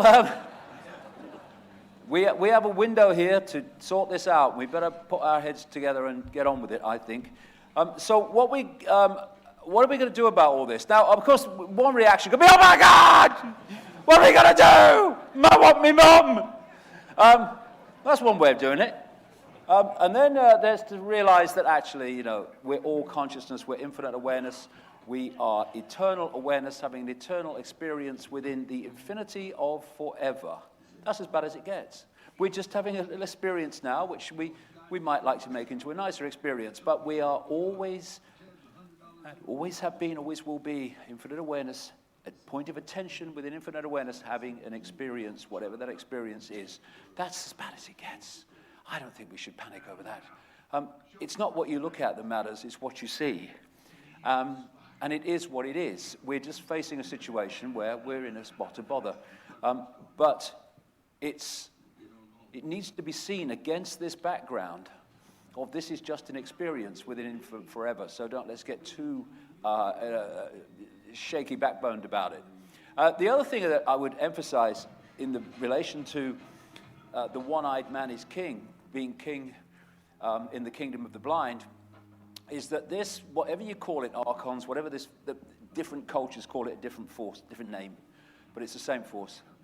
There is a common theme, and that is that this force is terrified of humans awakening, because it has to hold us in this tiny band of low-frequency awareness for this control system to continue. Once we come out of that, it's over. And this is what we're facing. We're being held in this band of low frequency, i.e. low frequency perception, a narrow, limited perception, and that is the prison. It's just a band of frequency. And we can break out of that whenever we like, whenever we choose to re-self-identify with being infinite awareness rather than little me and all the names and phantom self tags that we give it. And this is why, when I'm talking about what we can do about it, I'm not talking about creating organizations and doing this and doing that, because things like that will come from the change of consciousness. If we don't change consciousness, you can have all the organizations in the world and nothing will ever change. It's like Einstein said, you cannot change or solve problems with the same level of consciousness that created them, and that's what we're doing all the time. We've got to go to another level of consciousness. And anyone that cracks on that we can change anything of substance without doing that is kidding themselves and kidding everybody else. This is the cause of the problem.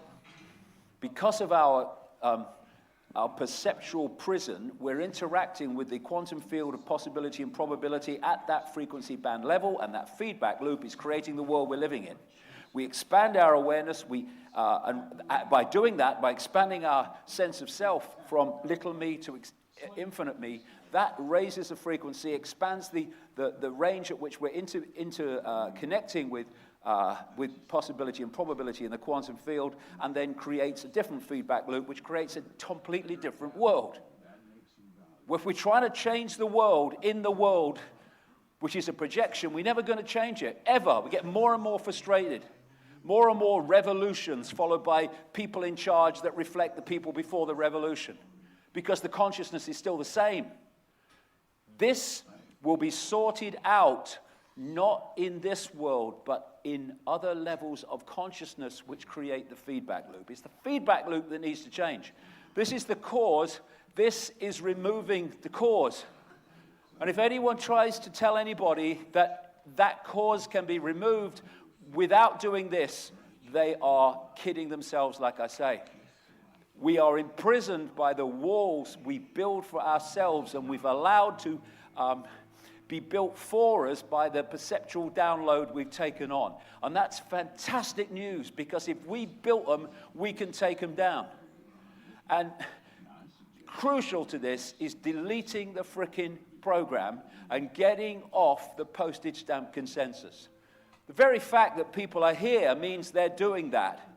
But this needs to happen on a vastly greater scale. And it is happening. As I've gone around the world in the last 18 months, I have seen tremendous numbers of people going through this process of reassessing how they see the world, how they see reality, how they see themselves. And it's not just the numbers, it's the type of people, system people, you'd never think would break out of that perceptual stranglehold. They're doing it, and they're questioning things for the first time, things they never have before. But this program has got to go, this perceptual program, which is holding us in this feedback loop that's creating this world collectively and individually. Can you remember who you were before the world told you what you should be? We have to stop having external forces, whether it's family, children, bosses, media, religions, any of them, we have to stop them telling us who we should be. And that includes anybody.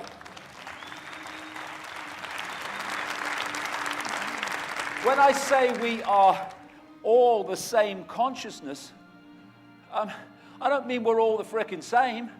Oh, I'm infinite consciousness, I'm infinite consciousness, oh my. That's not that. That's what happens that's when you withdraw into phantom self. That's where you get this pseudo-randomness where everyone acts the frickin' same, basically. What we are points of attention within is infinite possibility. All that is, has been, and ever can be. Thus, to celebrate diversity, to celebrate uniqueness, to celebrate being a unique point of attention within infinite awareness is to celebrate the fact that we are all the same consciousness, but we are not all the same perspective within the infinite potential of perspectives. Thus, celebrating diversity, spontaneity, maverick thinking is to celebrate who we are, which is an aspect of all possibility. Alan Watts said, waking up to who you are requires letting go of what you imagine yourself to be.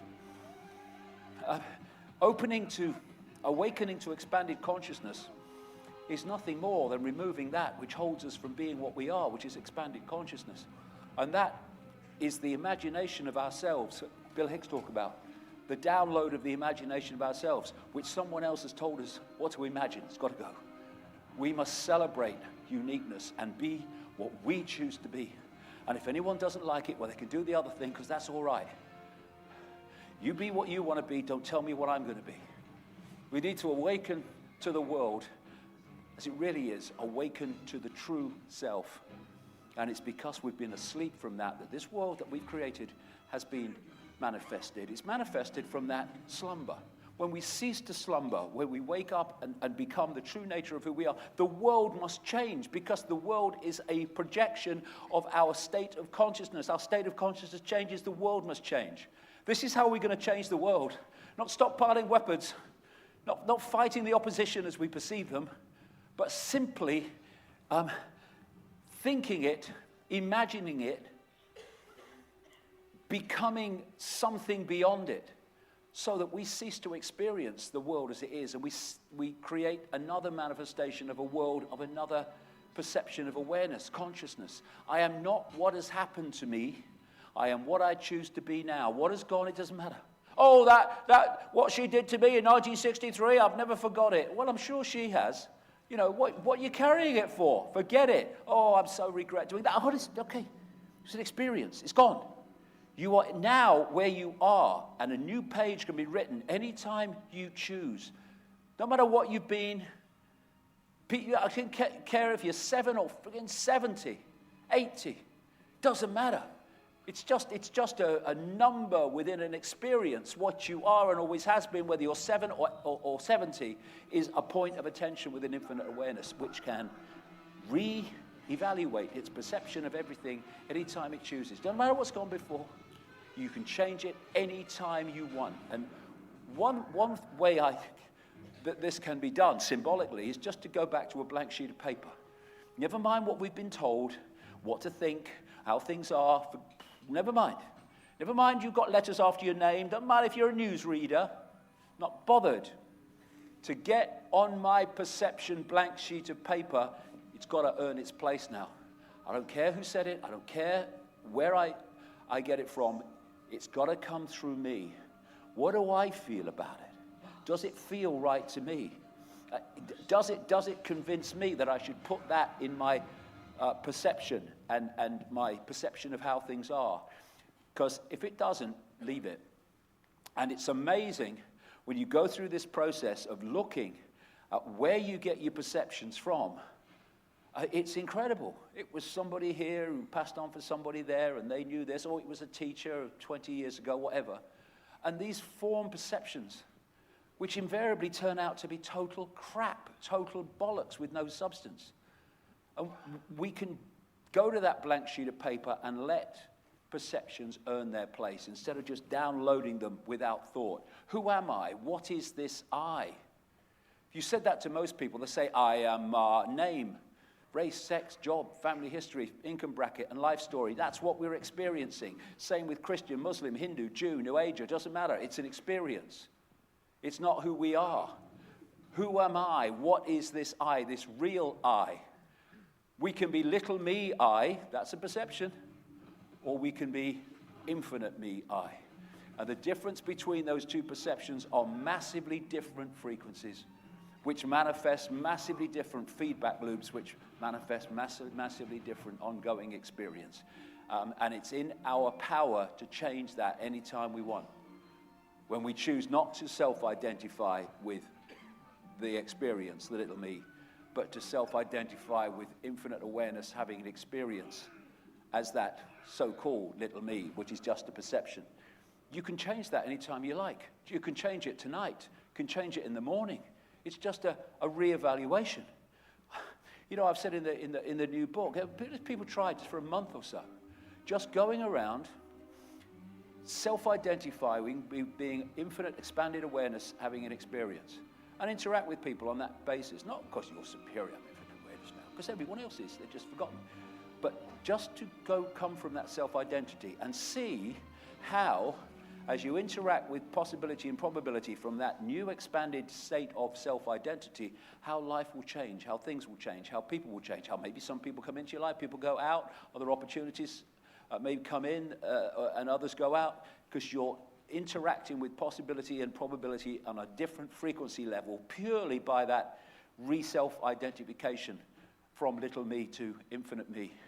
I was saying there, you can see in the auric field, as our perceptions change and our mental and emotional states change, the colors change in the aura because we're changing frequency. Frequency is the key.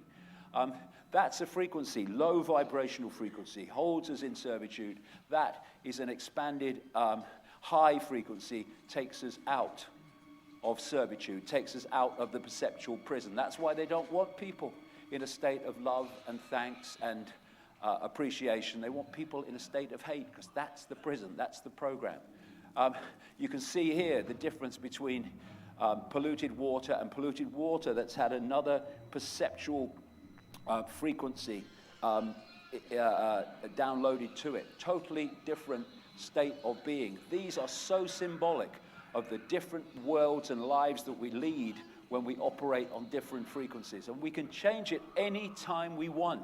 In some schools in America, not many, of course, but some, instead of punishing children when they act in ways that the school doesn't like, they allow them to go into a room and just meditate. Just meditate. And that meditation changes perception.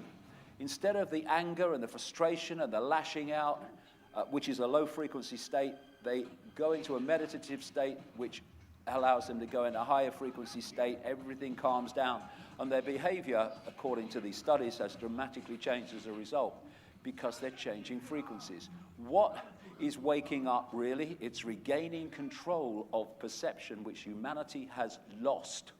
And perception is frequency.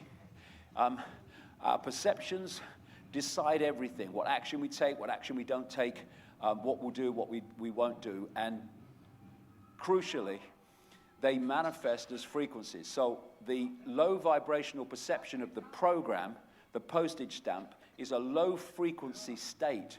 And we're interacting with the potential probability and possibility at that level.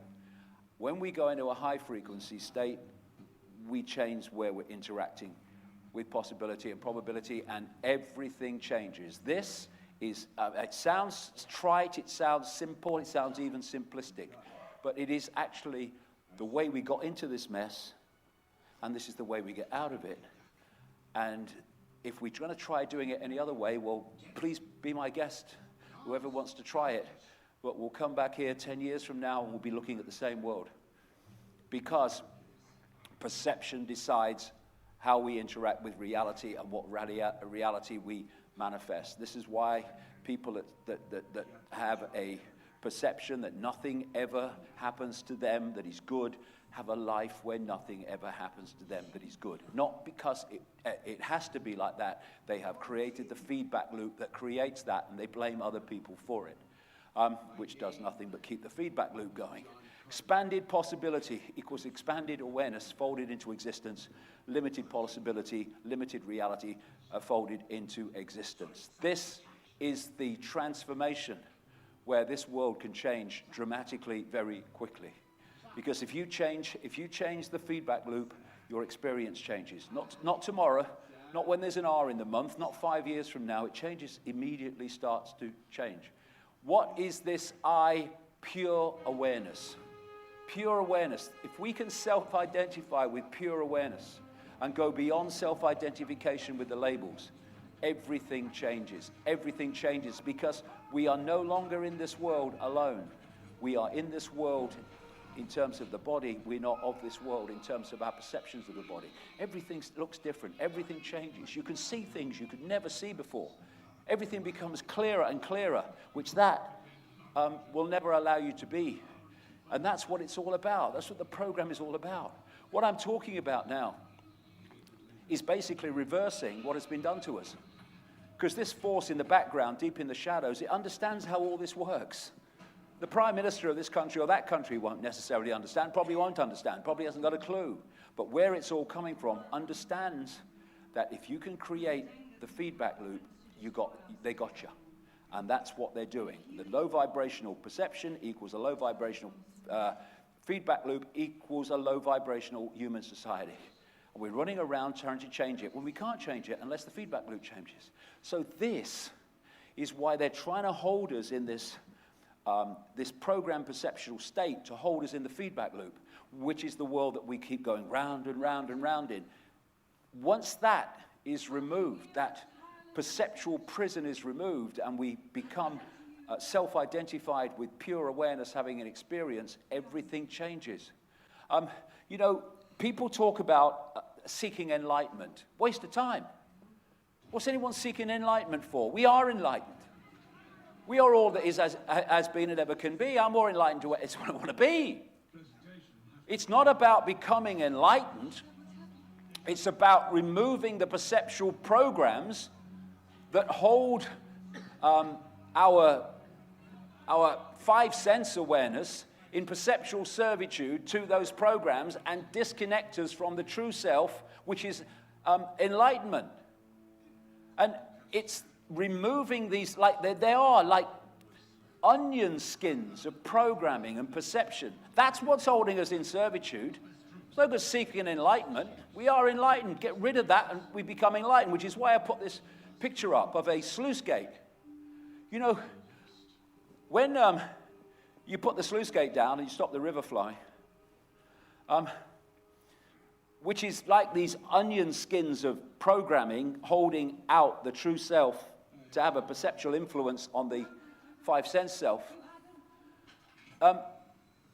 When you open the sluice gate again, you don't have to go through the sluice gate and shout the river and tell the river, I've opened the sluice gate now, you can come in again. No, open the sluice gate, whoosh! And this is what's happening. Our expanded awareness is pushing on these programs, these perceptual programs. It wants to get in. And some people will have a brief moment, a brief experience when they make that connection and they think, something happened to me today, I can't explain it. There was a brief connection and then it shut again.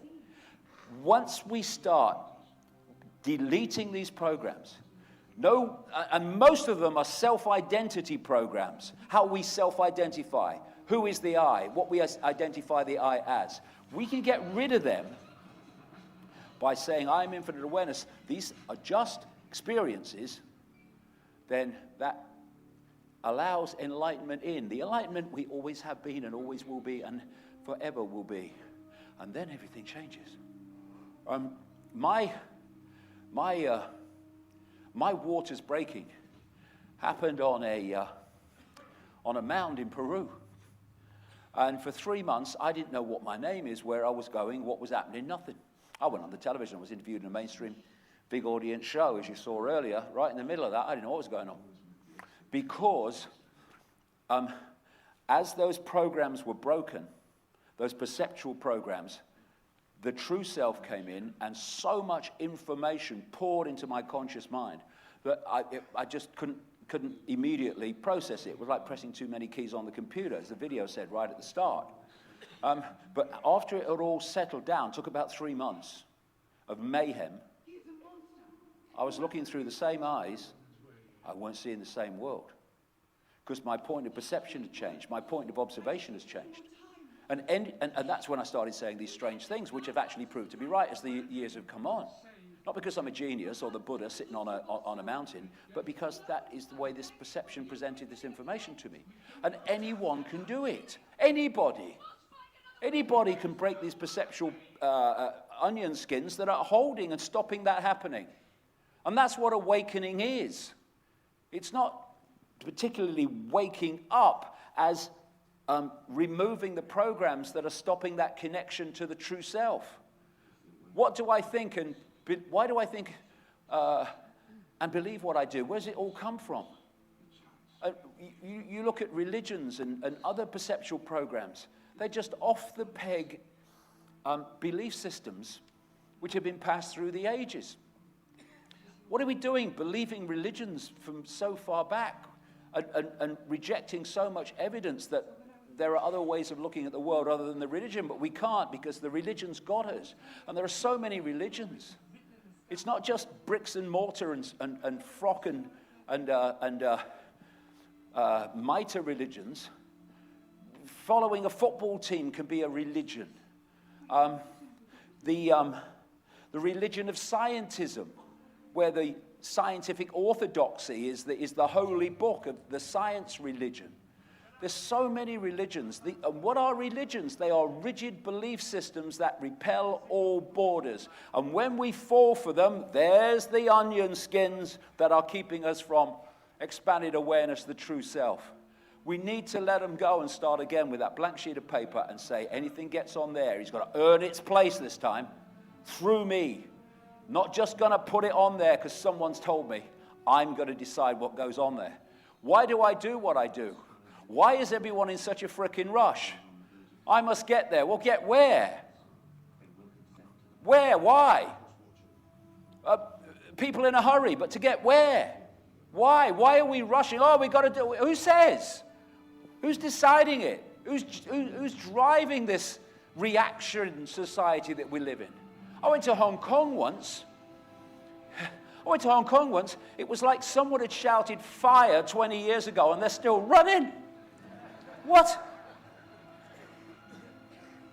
Where are they running to? Why are there so many buses and trams? Where are they all going? Why are we chasing this carrot? Who put the carrot there? Who decided what the carrot should be? Oh yeah, I've got to do this. Who said? We need to reevaluate what we want to do. Not what we are expected to do. Not what our parents expect us to do. Not what society expects us to do. Not what our boss expects us to do. What do I want to do with my life? What do I, unique expression of all that is, want to do with my life? Because I'm going to decide that. And because I know, when I say I mean all of us, because I know that my perception is interacting with the probability and possibility quantum field and creating a feedback loop, I don't have to sit there thinking, I can't do this because I haven't got the money. I can't do this because of this. I can't do this because of that. If you go into a perceptual state of knowing, not thinking, not hoping, knowing that when you go for what you want to do, rather than what society is telling you to do, you will, because of that knowing, that perception, you will make that connection with possibility and probability, and you will manifest everything you need to do what you want to do. That is self-creation. That is what we are supposed to be doing. Instead, we don't do that because we think of the material world and think, well, I can't do that because this stops me, that stops me. That perception of I can't do that because this stops me creates a feedback loop with possibility and probability, which manifests as a life in which that stops you. It's just a self-fulfilling prophecy. We need to understand the true power that we have to manifest our own reality once we understand how we're doing it. And then we cannot be controlled. We cannot be controlled because we are doing the controlling, doing the manifesting. People have said to me, how are you still alive? And I say, because they can't do anything other than leave me alive. Because if I will not allow that into my perception of possibility, it cannot manifest in the world of experience. Thus, they can't take me out. They do not have the power. I have that power because I know who I am and who we all are. No more. What you find when you go into this mode of knowing where the power is, knowing your power is people try to do this to you and try to do that to you, and they think they've won and they punch the air, and then suddenly something comes up which makes it all right, which makes it happen against all the odds. Oh, how did that happen? That's how it happened. Feedback loop. I manifested it. The people around me manifested it because they knew their power, that they were controlling their lives, not some external force. This external force controls our lives because it has persuaded us through the heading of authority that authority has more power than we do. No, it doesn't. We have total power over our lives. We just need to take it back by understanding where it comes from. That's power. That's success. It's madness. And we fall for it. It's like Bill Hicks said, they lie about marijuana. Tell you pot smoking makes you unmotivated. Lie. When you're high, you can do everything you normally do just as well. You just realize it's not worth the fucking effort.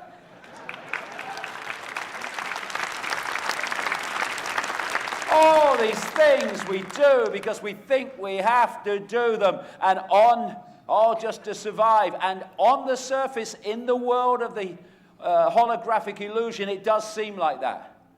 But if we can realize how we're manifesting reality, we don't need to be controlled by the constraints of, well, I need to do this to survive, so I can't do what I really want to do. We need to go for it with that knowledge, with that knowing, and realize that it will all work out. Because it's a musical thing. And we're supposed to sing and dance. Not worry, oh my God, what a world. What's going to happen tomorrow? We're supposed to sing and dance. And real religion is the transformation of anxiety into laughter. We do not laugh enough. We need to laugh because the world is mad. It's insane. Why do we take it seriously? This is an indigenous Australian proverb. We are all visitors to this time, this place. We're just passing through. Our purpose here is to observe, to learn, to grow, to love. And then we return home to infinity. No mention there about, I must succeed, I must be someone. I'm all that is, has been, and never can be. And I must be someone. It's madness. And only perceptual imprisonment cannot see the madness. What is success? Well, success is a lot of money and a big car and being famous, and then people think you're successful, and that's good. Who gives a shit what other people think? Whether we're successful or not. What's it matter? As long as we're doing what we want to do, it doesn't matter if people perceive it as successful or not. It doesn't matter. Why do we make it matter? Insecurity, that's what we make it matter. What is success? If you look at the success of the world of the illusion, the program, it's all about more. How much more money than last year? How much more status? How much more is taken from the earth and turned into more things that people don't really want? How many more things are made? How much more land is covered in concrete? How many more are treated for illness? They're always saying in Britain, we're treating more people than ever before. Why? Why are so many people ill? They don't see that. Why don't we stop people being ill and then we don't have to treat so many people because so many people need treatment? No, we're treating more people than ever before. It's all about more. How much more growth? Economic growth, oh yes, that's the symbol of success. More growth this year. Economic growth is the measurement of the amount of money generated in goods and services in any year. And so when there's a terrible environmental disaster, cleaning it up adds to economic growth because of what is spent to clean it up. Now, wisdom success, expanded consciousness success is very different. It doesn't count its success in more, but in fewer. How few are in need than last year? How few are unhappy? How few feel unloved? How few are unfulfilled? How few are homeless? How few are ill? How few are in fear? They are measurements of the true success of a society, not the mores, the fewers. How am I happy? Are you successful? Let me see. Am I happy? No. Oh, well, I've got this job. No. Are you happy? Well, not really. Well, that's not very successful. Why are you not happy?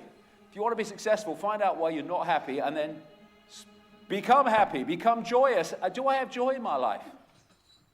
Am I at peace? Do I love my life? Doesn't matter what you're doing. Doesn't matter how much money you make or don't make. Doesn't matter where you live. Do I love my life?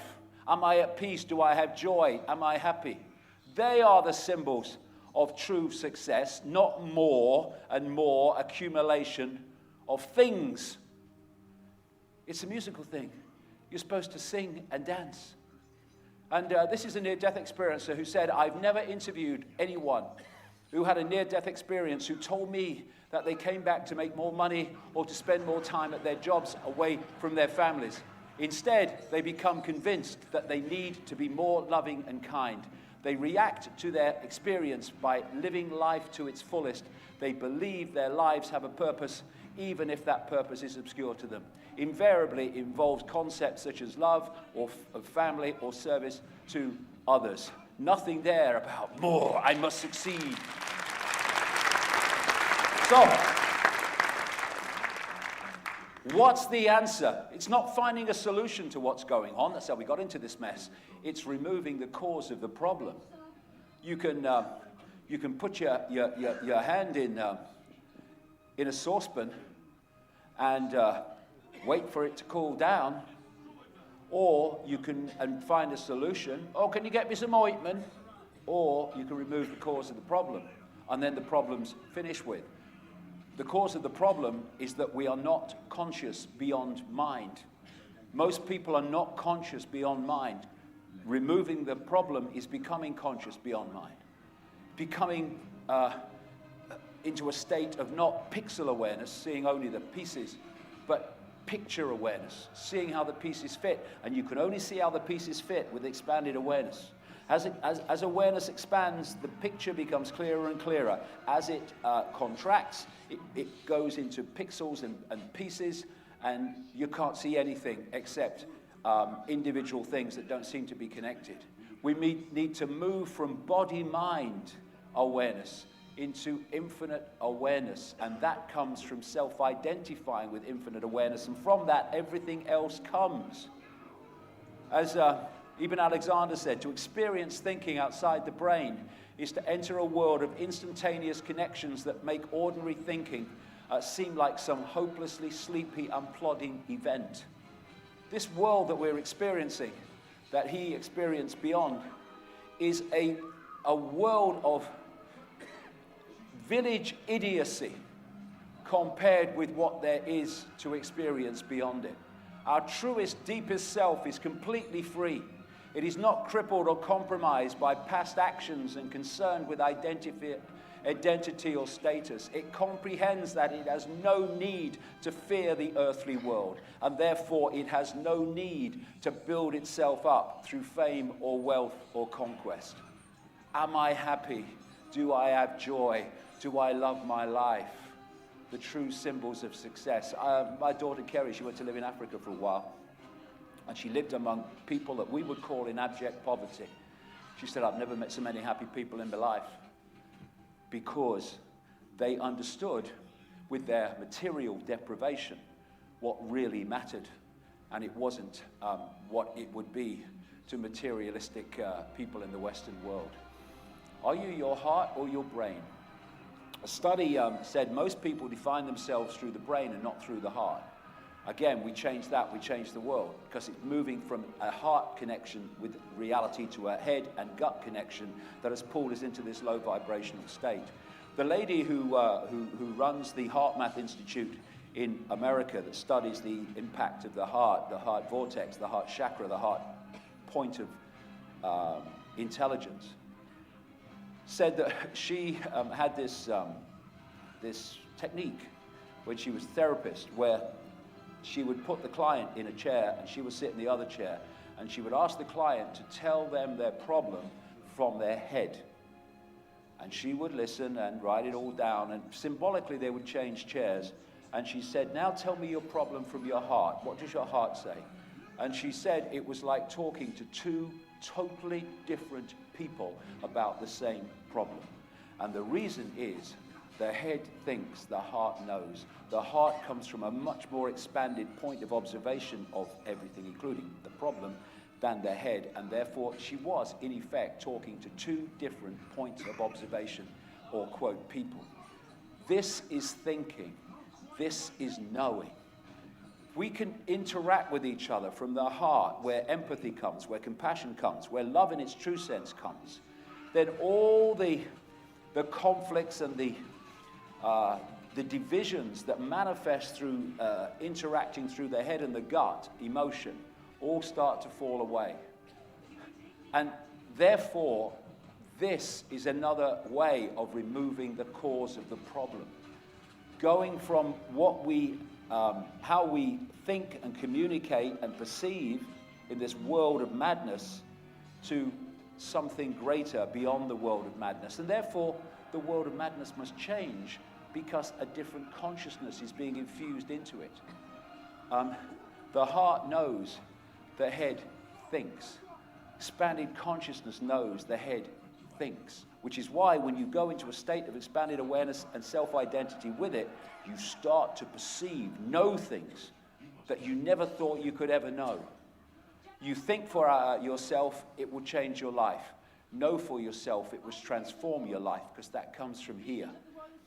And if, as seems to be the case, this perceptual hijack flipped the interaction between humanity of the Golden Age and before, from a heart connection with everything to a gut-head connection, then removing the cause of the problem is to flip it back and go back to the heart connection, which is our natural state.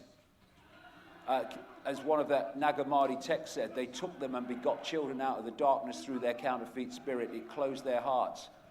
That's what it does. And if you open your heart, you're diluting the power of this counterfeit spirit, this infusion of distortion, and it ceases to have anything like the same impact upon your life, perceptions, and reactions, and eventually has none when it's completely deleted by heart awareness.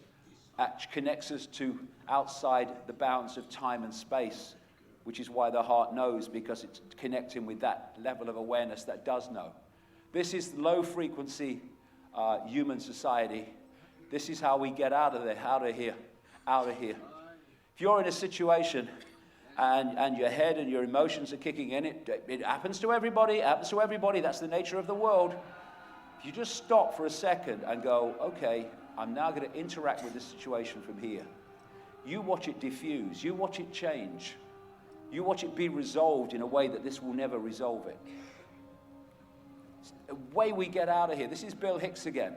This is where we are right now as a whole. No one is left out of the loop. We are experiencing a reality based on a thin veneer of lies and illusions.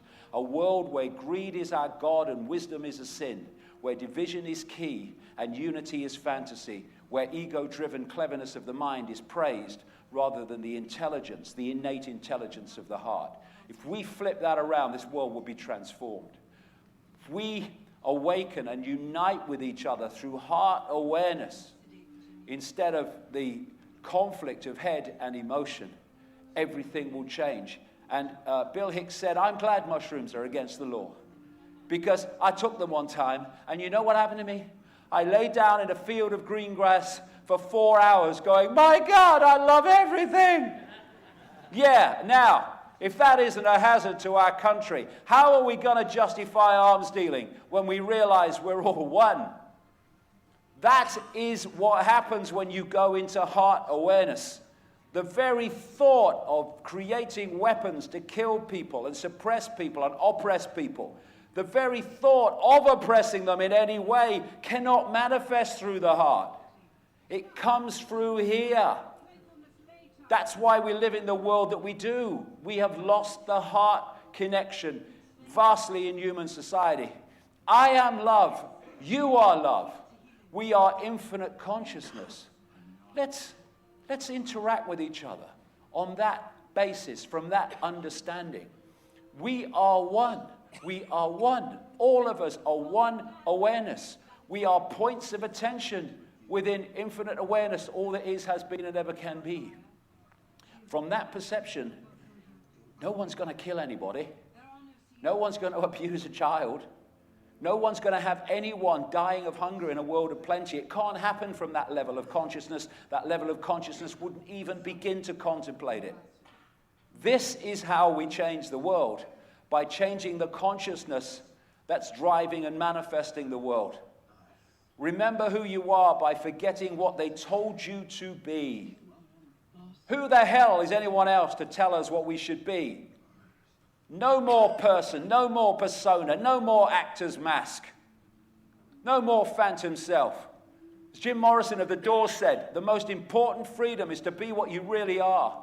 You trade your reality for a role. You trade your sense for an act. You give up your ability to feel. In exchange, you put on a mask.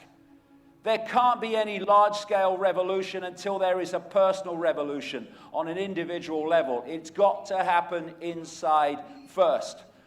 But people don't want to take that responsibility. Okay, don't take it, but then don't complain the world hasn't changed, because it ain't going to change until we do. Yesterday I was clever, so I wanted to change the world. Today I am wise, so I'm changing myself from a man in the 13th century. I woke up, letting go the onion skins of programming, of perception. I let them go. I connected with the true self. I see the world in a completely different way. My life has changed. It's become an adventure, not an ordeal. I woke up. Shit, what happened? What happened? The world looks so different. You woke up. That's what you did. The revolution is a revolution of perception. No fighting, no guns. Not even any protests, no marching. It's a revolution of perception. Here's a novel thing you don't hear much of. Why don't we just love each other? Why don't we love each other, irrespective of our religion, our culture, our race, our income bracket? Why don't we just love each other? Because we're all each other anyway. That is the revolution. If we want a world of love, what do? We love each other. If we want a world of peace, then we are peaceful. You don't fight for peace, you peace for peace.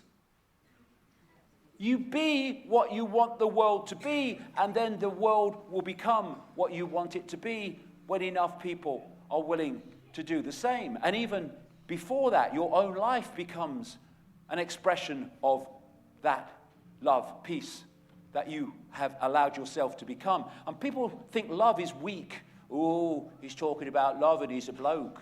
I think it's strange. People think it's weak. Oh, he's talking about love. No, I'm not talking about, like I said earlier, ooh, saw you down the disco, love you, darling, all that stuff from the 1960s when I was alive. I'm talking about love that we have to put words like unconditional in front of. Unconditional love, infinite love, to go beyond the personal love, what I call mind love, attraction love. And that is the ultimate power. It's weakness. Because that love will always do what it knows to be right. Because the option is doing what it knows not to be right, and that is not an option for that level of awareness. Thus, it has no fear. It's the absence of fear. It doesn't need courage to overcome fear, which is what courage is, because it doesn't have fear, it doesn't need courage, nothing to overcome. Therefore, it does what it knows to be right. It doesn't think, what are the consequences for me?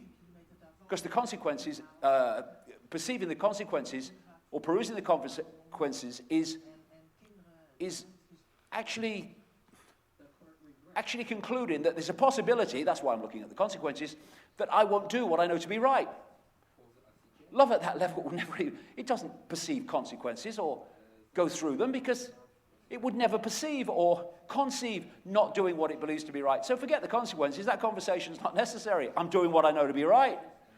That is a power that this manipulation cannot deal with. Its power is intimidating people into silence, into non-action.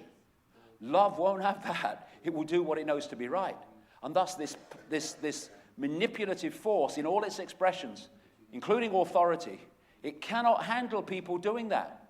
What do you mean he's not intimidated? Everyone is intimidated. He's not intimidated. Well, what are we going to do? I don't know. I've never come across it before. Well, it's about time you did on a mass scale. And then this house of cards comes down. We cannot solve our problems with the same thinking that we used to create them. Einstein, as I mentioned earlier. We've got to go into this other level of consciousness awareness, or we'll never change what the consciousness and awareness of now has created. We need to move out of thinking into knowing. Let this be our guide.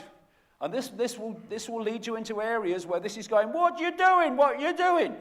But this knows and perceives reality from a completely different level. So what it will do is absolutely not what this will do. But I can tell you from my own life, if you keep going with this, you keep going. When this is screaming, oh, what are you doing? And you keep going. Eventually, this observes the fact that when you go with your heart, you go with your intuition, you go with your knowing, although you might get into some scrapes because you're not doing what the world expects, eventually it all works out. And it doesn't work out despite the problem and despite the challenge. It works out because of it. And then this looks at that and goes, actually, it all works out in the end. As many years ago, I had that experience where my head and my heart came together and started speaking as one and moving as one. So when my heart, my intuition now says, I feel the need to do that, this goes, let's go. There's no war. There's no war. And anyone can do that just by following this, because this will see it in the end, even though it will scream blue murder to start with. See the virus, delete the virus. How can we see this counterfeit spirit, this distortion that's impacting itself? Well, the Native Americans have done it for us. When we get pulled into these kind of responses and emotional states, we are feeding the one most and therefore giving it the most power. So and we'll get pulled in because that's the way the world works. But if we can be aware of it, and when we get pulled into these things, just stop, hold on, I'm getting pulled in, I'm going here. Then the more you do that, you stop earlier, and eventually you don't go there at all, and this is what runs your life. This wolf of joy, of love, of peace, of serenity, humility, kindness, benevolence, empathy, generosity, truth, and compassion. And when we stop feeding those, they disappear. They're deleted, they go, they stop influencing us. This is why heart awareness will delete that if only we will keep going with it. This is what psychopaths do. So, therefore, this is an expression of this distortion. So if we want to remove the cause of the problem, instead of being deleted from empathy, we have empathy. The more empathy we have, the more we are not feeding the no empathy part of our psyche, the more that is losing its power. We have forgiveness, both for ourselves and other people. Because if we don't forgive and we hold on to resentment, who's being pulled down in frequency terms by that? We are. Let it go. It's just an experience. Doesn't matter. Learn from it. Gone. Tell the truth. Because instead of being psychopathic liars like this virus and all its expressions, we tell the truth. We don't always say what's right, but we tell the truth as we feel it to be at that moment. That carries a very powerful vibration, which lying pulls us down into a lower vibration. And I don't quote religious words very much, but this is a cum-dinger. This is a world changer, this. Do unto others as you would have them do unto you. If everybody did that for 24 hours, the world would be transformed. So the power is with us, not with that which is manipulating us. Its power is the power we give away, and the power we will not use because we won't take responsibility. Which one wins? The one we feed the most collectively. Which world wins? The one we feed most collectively. We've been feeding this one. We need to feed the other one. And this one will be deleted. It will disappear because it will be no longer possible to manifest when the consciousness is not in the frequency on which it operates. Why am I living? Am I living life, or is life living me? That means leaving the herd. No longer being someone else and what someone else wants us to be, but being what we choose to be. Why are we always comparing ourselves with others? It doesn't matter. We are uniquely what we are. What other people are is uniquely what we are. Why are we comparing ourselves with other people? What a meaningless exercise. As Jiddu Krishnamurti said, we are always comparing what we are with what we should be. Well, what we are is what we should be. We are what we are.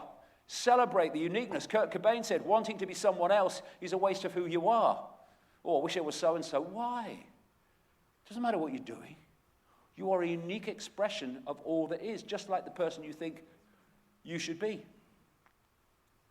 And this lady said, you cannot stand fully in the truth of your being as long as you continue to demand acceptance, approval, and validation from people outside of yourself. To hell with it. Be gone with it. Why do we have to validate ourselves with what other people think of us? What they think of themselves matters to them. What we think of us matters to us. Be willing to piss people off if it means standing up for the truth of who you are. No need to hide away, thinking you have to be what others tell you to be. And you know, when you get abuse for being different, you know, to be called mad by an idiot is a compliment. It's a compliment. Compliment.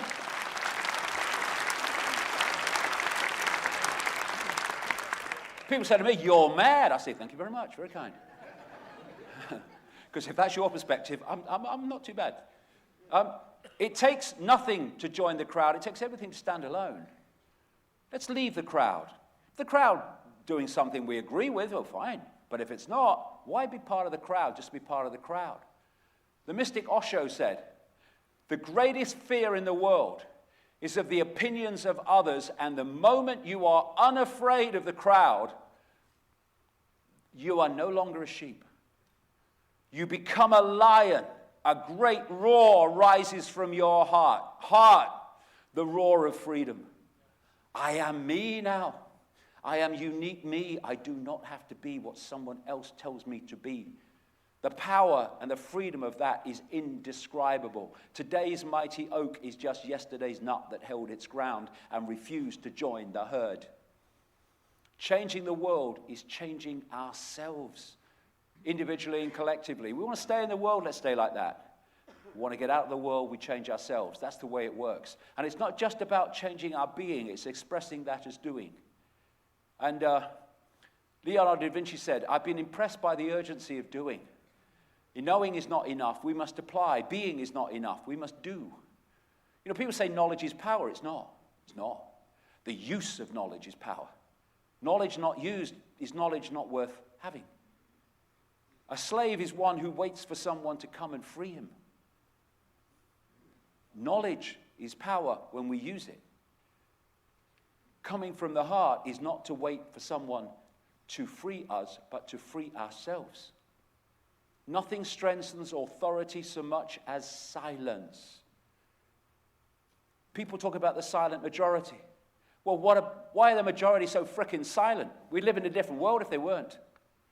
Martin Luther King, our lives begin to end the day we become silent about things that matter. It's all right quietly moaning about the world, but silence is compliance. We have to do what we know to be right. And with this feedback loop I'm talking about, if we accept things, the feedback loop is allowed to manifest them. What we accept, we are allowing to manifest. When we say this is not acceptable to me, I'm not having this in my life, then the feedback loop is broken. It cannot manifest what you won't have in your life because it's not acceptable to you. We have to stop accepting what we don't want and refuse to accept it. And that breaks the feedback loop that allows it to manifest. We need to get off our frickin' knees. We've been down there too bloody long. What are we doing? We're allowing this world to manifest and not this one because we're on our frickin' knees. Why is anyone allowing themselves to conform to mandatory vaccinations? It's fascism. Who owns your body? You cannot say that your child and yourself cannot have a vaccination. That's fascism. As Bill Hicks said, what business is it of yours what I do, read, buy, see, or take into my body as long as I do not harm another human being? And for those who are having a little moral dilemma in your head about how to answer that question, I'll answer you. None of your business. None of your business. You've got to stop letting people and authority impose their will upon us. And we need to do what is right, not what is easy. And sometimes that's what we have to do when we are saying to authority, we're not having it. The spirit of change, doing what is right, no matter what we are told. Crikey, I mean, we're infinite awareness. Why are we frightened of doing what we know to be right? Never, never be afraid to do what is right. Martin Luther King said, society's punishments are small compared with the wounds we inflict on our soul when we look the other way. Given what I've explained today, particularly in the last section, it's no way anymore that we can justify not doing what we know to be right. And you never know how strong you are until being strong is your only choice. When I was walking this journey over 30 years, and my God, it was a lonely journey for a long time. And you'd go, oh, I can't take this anymore. And you'd take some more. I can't take this anymore. And you'd take some more. And then you go through this point where you say, I can take anything. Bring it on.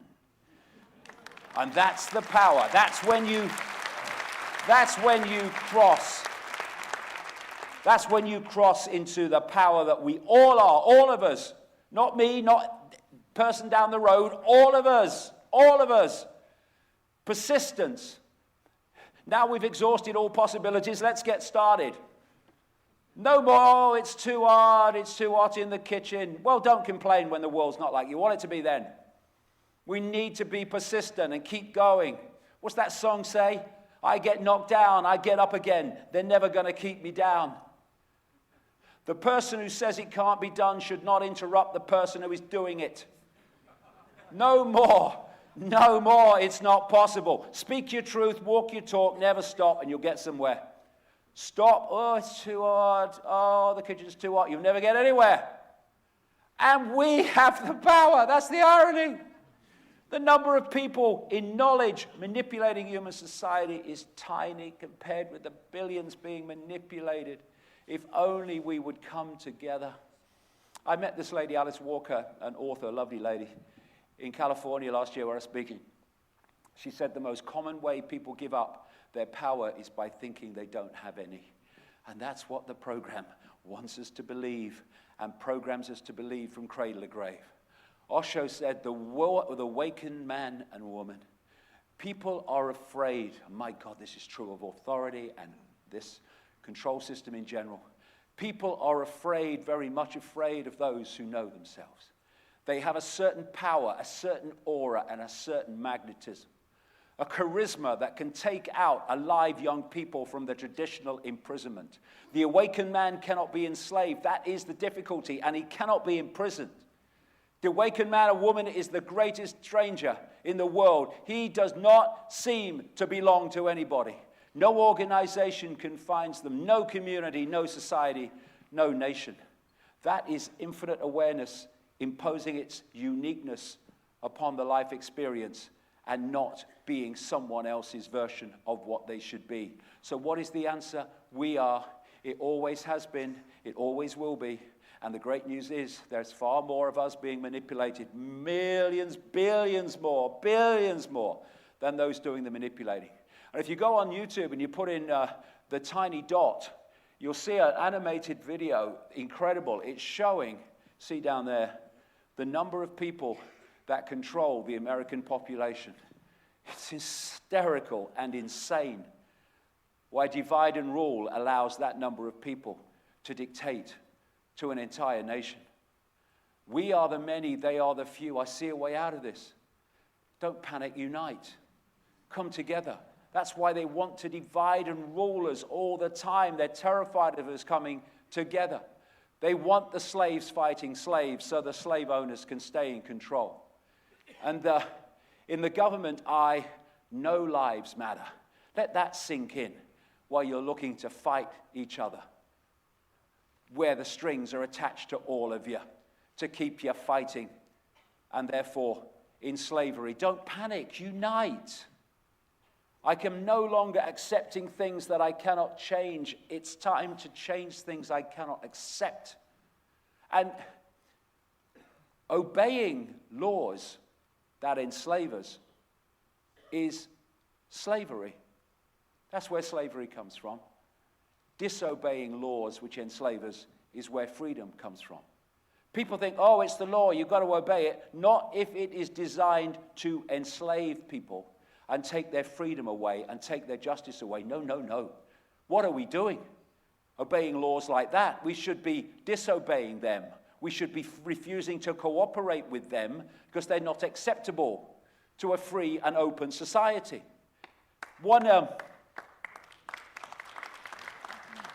Martin Luther King said, one has a moral responsibility to disobey unjust laws. Because if we don't, these dark suits decide what the unjust laws are, and that's it. What are we doing? Oh, well, it's the law. Who cares? It's unjust. It's destroying our freedom. What are we obeying them for? Unthinking respect for authority is the greatest enemy of truth, Albert Einstein said, and he was right. No one rules if no one obeys. That's the fact. They come out of Parliament, we've had a discussion, we've decided to do this. The people in enough numbers say, we're not doing it. Where's their power? They have no power. Their power is, oh, it's terrible law, it's Big Brother gone mad, oh, it's Orwellian, this is, oh, we better obey it, it's the law. That's the way we get enslaved. No, we're not doing it. We're not doing it. No, we're not even going to have a protest about it. We're just not doing it. What happens if they stop complying, Mum? We're fucked. Exactly. That's the situation. It's a hoax. It's a confidence trick. We have the power. We have the power. Actually, you don't. Actually, we don't. It's a hoax. The authority has power. It doesn't. It's only our compliance that gives it power. Dancing to the music of life, the non-comply dance. I will not comply. I will not lie down. I will not go quietly. I will not submit. I will not roll over. I will not shut up. Ever, ever. And what are we taking it seriously for? We should be laughing at this. Oh, it's authority. What? It's a bunch of horse shit. It's madness. Why are we taking it seriously? Oh, fear, taking it seriously. It's a joke. We have a president of the United States that communicates with the world through Twitter. The potato can't be far away. We should be laughing at it. It's a joke. And their power comes from being taken seriously. Therefore, being in fear, because we take them seriously. They're a joke. It's all a joke. And it's not about me either. Me. My dot is not the only dot. Identity politics, which is what's best for me. That's taking us down this dark road. We need to say, what is right and just for everyone? Everyone. Why don't we have a win-win situation? Why for me to win, do you have to lose? Why? It doesn't have to be. It's just a choice. If it's unjust there, if injustice there, then why am I okay with it? Because it doesn't affect me? No. Injustice for anyone should affect all of us, and then there'll be no injustice, because there'll be no injustice that's not being addressed. Slaves versus slaves. Divide and rule. What are we doing? All lives matter. All lives matter. And we need to realize, this is the irony. Oh my God, there's so many ironies in the attempts to silence me in events around the world. This conspiracy is not a conspiracy to enslave Jewish people, or Muslim people, or Chinese people, or middle-class Americans.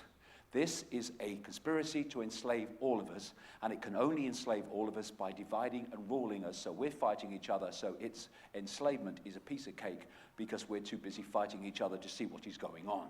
We need to realize we're in this together and come together and put the fault lines down. And without non-violence, the Matrix has you, because the Matrix wants us to be violent. It wants us to stockpile weapons. It wants us to fight the enemy. Okay, what do? Go into a gunfight, as some people in America want, with the government, when they've got state-of-the-art weapons? Oh, yeah, I just blew the guy away, but it was self-defense, sir. He had a gun. That's what they want. They want riots. What does rioting do? It's the virus at work. It's generating low vibrational frequency. Martin Luther King said, the limitation of riots, moral questions aside, is that they cannot win. And the participants know it. Hence, rioting is not revolutionary but reactionary, because it invites defeat. It involves an emotional catharsis. Oh, that showed them. But it must be followed by a sense of futility. But what changed? Nothing. This is why Soros and co. fund Antifa. This is why they want a war, a civil war in Europe and a civil war in America, because they know that riots feed the problem, don't solve it.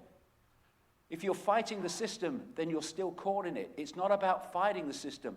It's about ceasing to hold it together.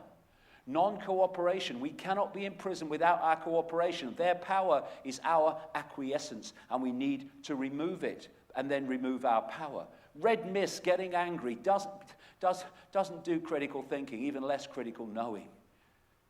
Away from that. And I see in Turkey, they're now having a new form of protest, where they just stand in protest. They don't yell, they don't wave banners. No yelling, no screaming, no fighting. A more efficient way of protesting, thousands of people standing in complete silence, protesting in squares and public places in Turkey, baffling the police by creating a calm curiosity instead of tension and aggression. Non-violence is the force that will change the world, as long as it's also with the energy of we are not having it, we are not complying with our own enslavement or the enslavement of others. Non-violence, Martin Luther King said, means avoiding not only external physical violence, but also internal violence of spirit. You not only refuse to shoot a man, you refuse to hate him. These people that are manipulating the Clintons and the Kissingers and all these people, I have no hate for them whatsoever, because if I have hate for them, I become them. And what is the point of that? And they are just lost in the illusion, deeply lost in the illusion and the distortion of the illusion. I'll challenge what they're doing, and I want to challenge and change what they're doing and stop what they're doing. But I don't hate them, or I become them. And in the same way, we can all agree that we're against what you might call Gore war, but how much war is in our own lives, in conflicts, in our own relationships? And like I say, you don't fight for peace, you peace for peace, and that's on all levels. And when you interact with people from a heart perspective, and they come to you from a heart perspective, then that war comes to an end, because that doesn't do war. That is feeding that which is manipulating us. That will set us free, because it's removing the power source of that which is manipulating us. Think love, think peace, think harmony. And the virus must be deleted, because that does not feed it. Get off the carousel horse, chasing the one in front, thinking you're ever going to catch it, and go your own way, your own unique way, not someone else's way. The number of unique ways within infinite possibility is infinite by definition. And this is the thing. In 1991, when I was with Betty Shine and one or two other psychics at that time, in those early days when I was trying to get a fix on what was going on, one of the things that came through, and a number of them for me, was there's an energetic change coming which is going to awaken humanity from its slumber. And first of all, the most awake are going to be affected, and then eventually the solid gold asleep are going to be awakened from the slumber, and they're going to start seeing the world and themselves in a different light. And another thing I was told was going to happen in 1990 then, or 1991, was that all that had been hidden from us was going to be brought to the surface by this vibrational change. And I gave it the name Truth Vibrations, which is the name of my first book after my Wogan experience, Peru experience. Well, actually, it was before my Peru experience. I wrote that. And I said in that book, 1991, that the truth vibrations were an energetic change that will awaken humanity from its long sleep. In 1991, there was absolutely no evidence of that whatsoever. When I look at the world now, it's happening. It's happening. People are starting to stir. They're starting to awaken. They're starting to think. They're starting to look. It's not reached a tidal wave yet, but we're moving in that direction. And when it comes to all that's been hidden from us, it's going to be brought to the surface. What do we know now? We didn't know in 1991. What do we know we didn't know last year, the year before, 5 years ago? Enormous numbers of things, evidence, understandings, concepts, awareness of things we weren't aware of before have been brought to the surface in this period since, and we're only just frickin' started. This is coming down. We are in the period where this is coming down, and it could only come down in the period where it got close to its goal, because only then would it come into the world of the scene where people took it from the world of a concept, oh, a load of rubbish, mate, into its happening, so they have to address it. This is a wonderful period we're going into, an enormously challenging period, but a wonderful period as humanity awakes through the truth vibrations from its slumber, and more people realize they are not who they thought they were, nor in a world they thought they were in. The world is awakening. It is awakening. I've seen it all around the world. Because I've traveled around the world constantly for nearly 30 years, I've seen the change when I've gone back to places. It's happening. The tide is turning. And we have an opportunity now for this nonsense to end. An era, said Arthur Miller, can be said to come to an end when its illusions are exhausted. Well, we're starting to see the illusions, where the illusions, therefore, can be exhausted. Awaken to infinite awareness. Awaken to all possibility. Realize that we're all that is, has been, and ever can be. And the world must change. And allowing our children, or encouraging our children, helping our children, not to fall into the perceptual clutches of the system.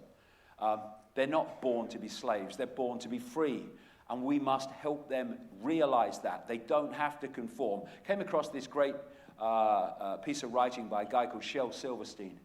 Listen to the mustn'ts, child. Listen to the don'ts. Listen to the shouldn'ts, the impossibles, the won'ts. Listen to the never haves, then listen close to me. Anything can happen, child. Anything can be. Our children can be anything they want to be. But if they're going to have that freedom, we must protect them from the clutches of the perceptual program. When we stand together, the tyranny is over. It's the fact that we have a tyranny at all. When we love each other, the tyranny is over. And how about this for a political manifesto? I offer you peace. I offer you love. I offer you friendship. My wisdom flows from the highest source. I recognize that source in you. Let's work together. And let me say this. Let me say this to the hate groups that are trying to silence me. I offer you peace. I offer you love. I offer you friendship. My wisdom flows from the highest source. I recognize that source in you. Let's work together. Let's put down the conflict, the nonsense, and the illusions that hold us in servitude. I am love, you are love, we are infinite awareness. Infinite love is the only truth. Everything else is illusion. We are one, yes, but this needs to come out of the level of concept and intellect into living it in our daily interactions with different people. Love each other. That is the revolution. That is the revolution. We do that, it all changes. And as Buddha said, or he's claimed to have said, a wise man, recognizing that the world is but an illusion, does not act as if it is real, so escapes the suffering. We need to take the fact that this is illusion out of the realms of concept and intellect and into the way we interact with it. It's all an illusion. And Bill Hicks used to end his act like this. He was a very awake man, Bill Hicks. He took a lot of psychoactive drugs, saw the illusion beyond the physical. And he used to end his act like this. It's like a ride in an amusement park. And when you go on it, you think it's real, because that's how powerful our minds are. The ride goes up and down, round and round. It has thrills and chills.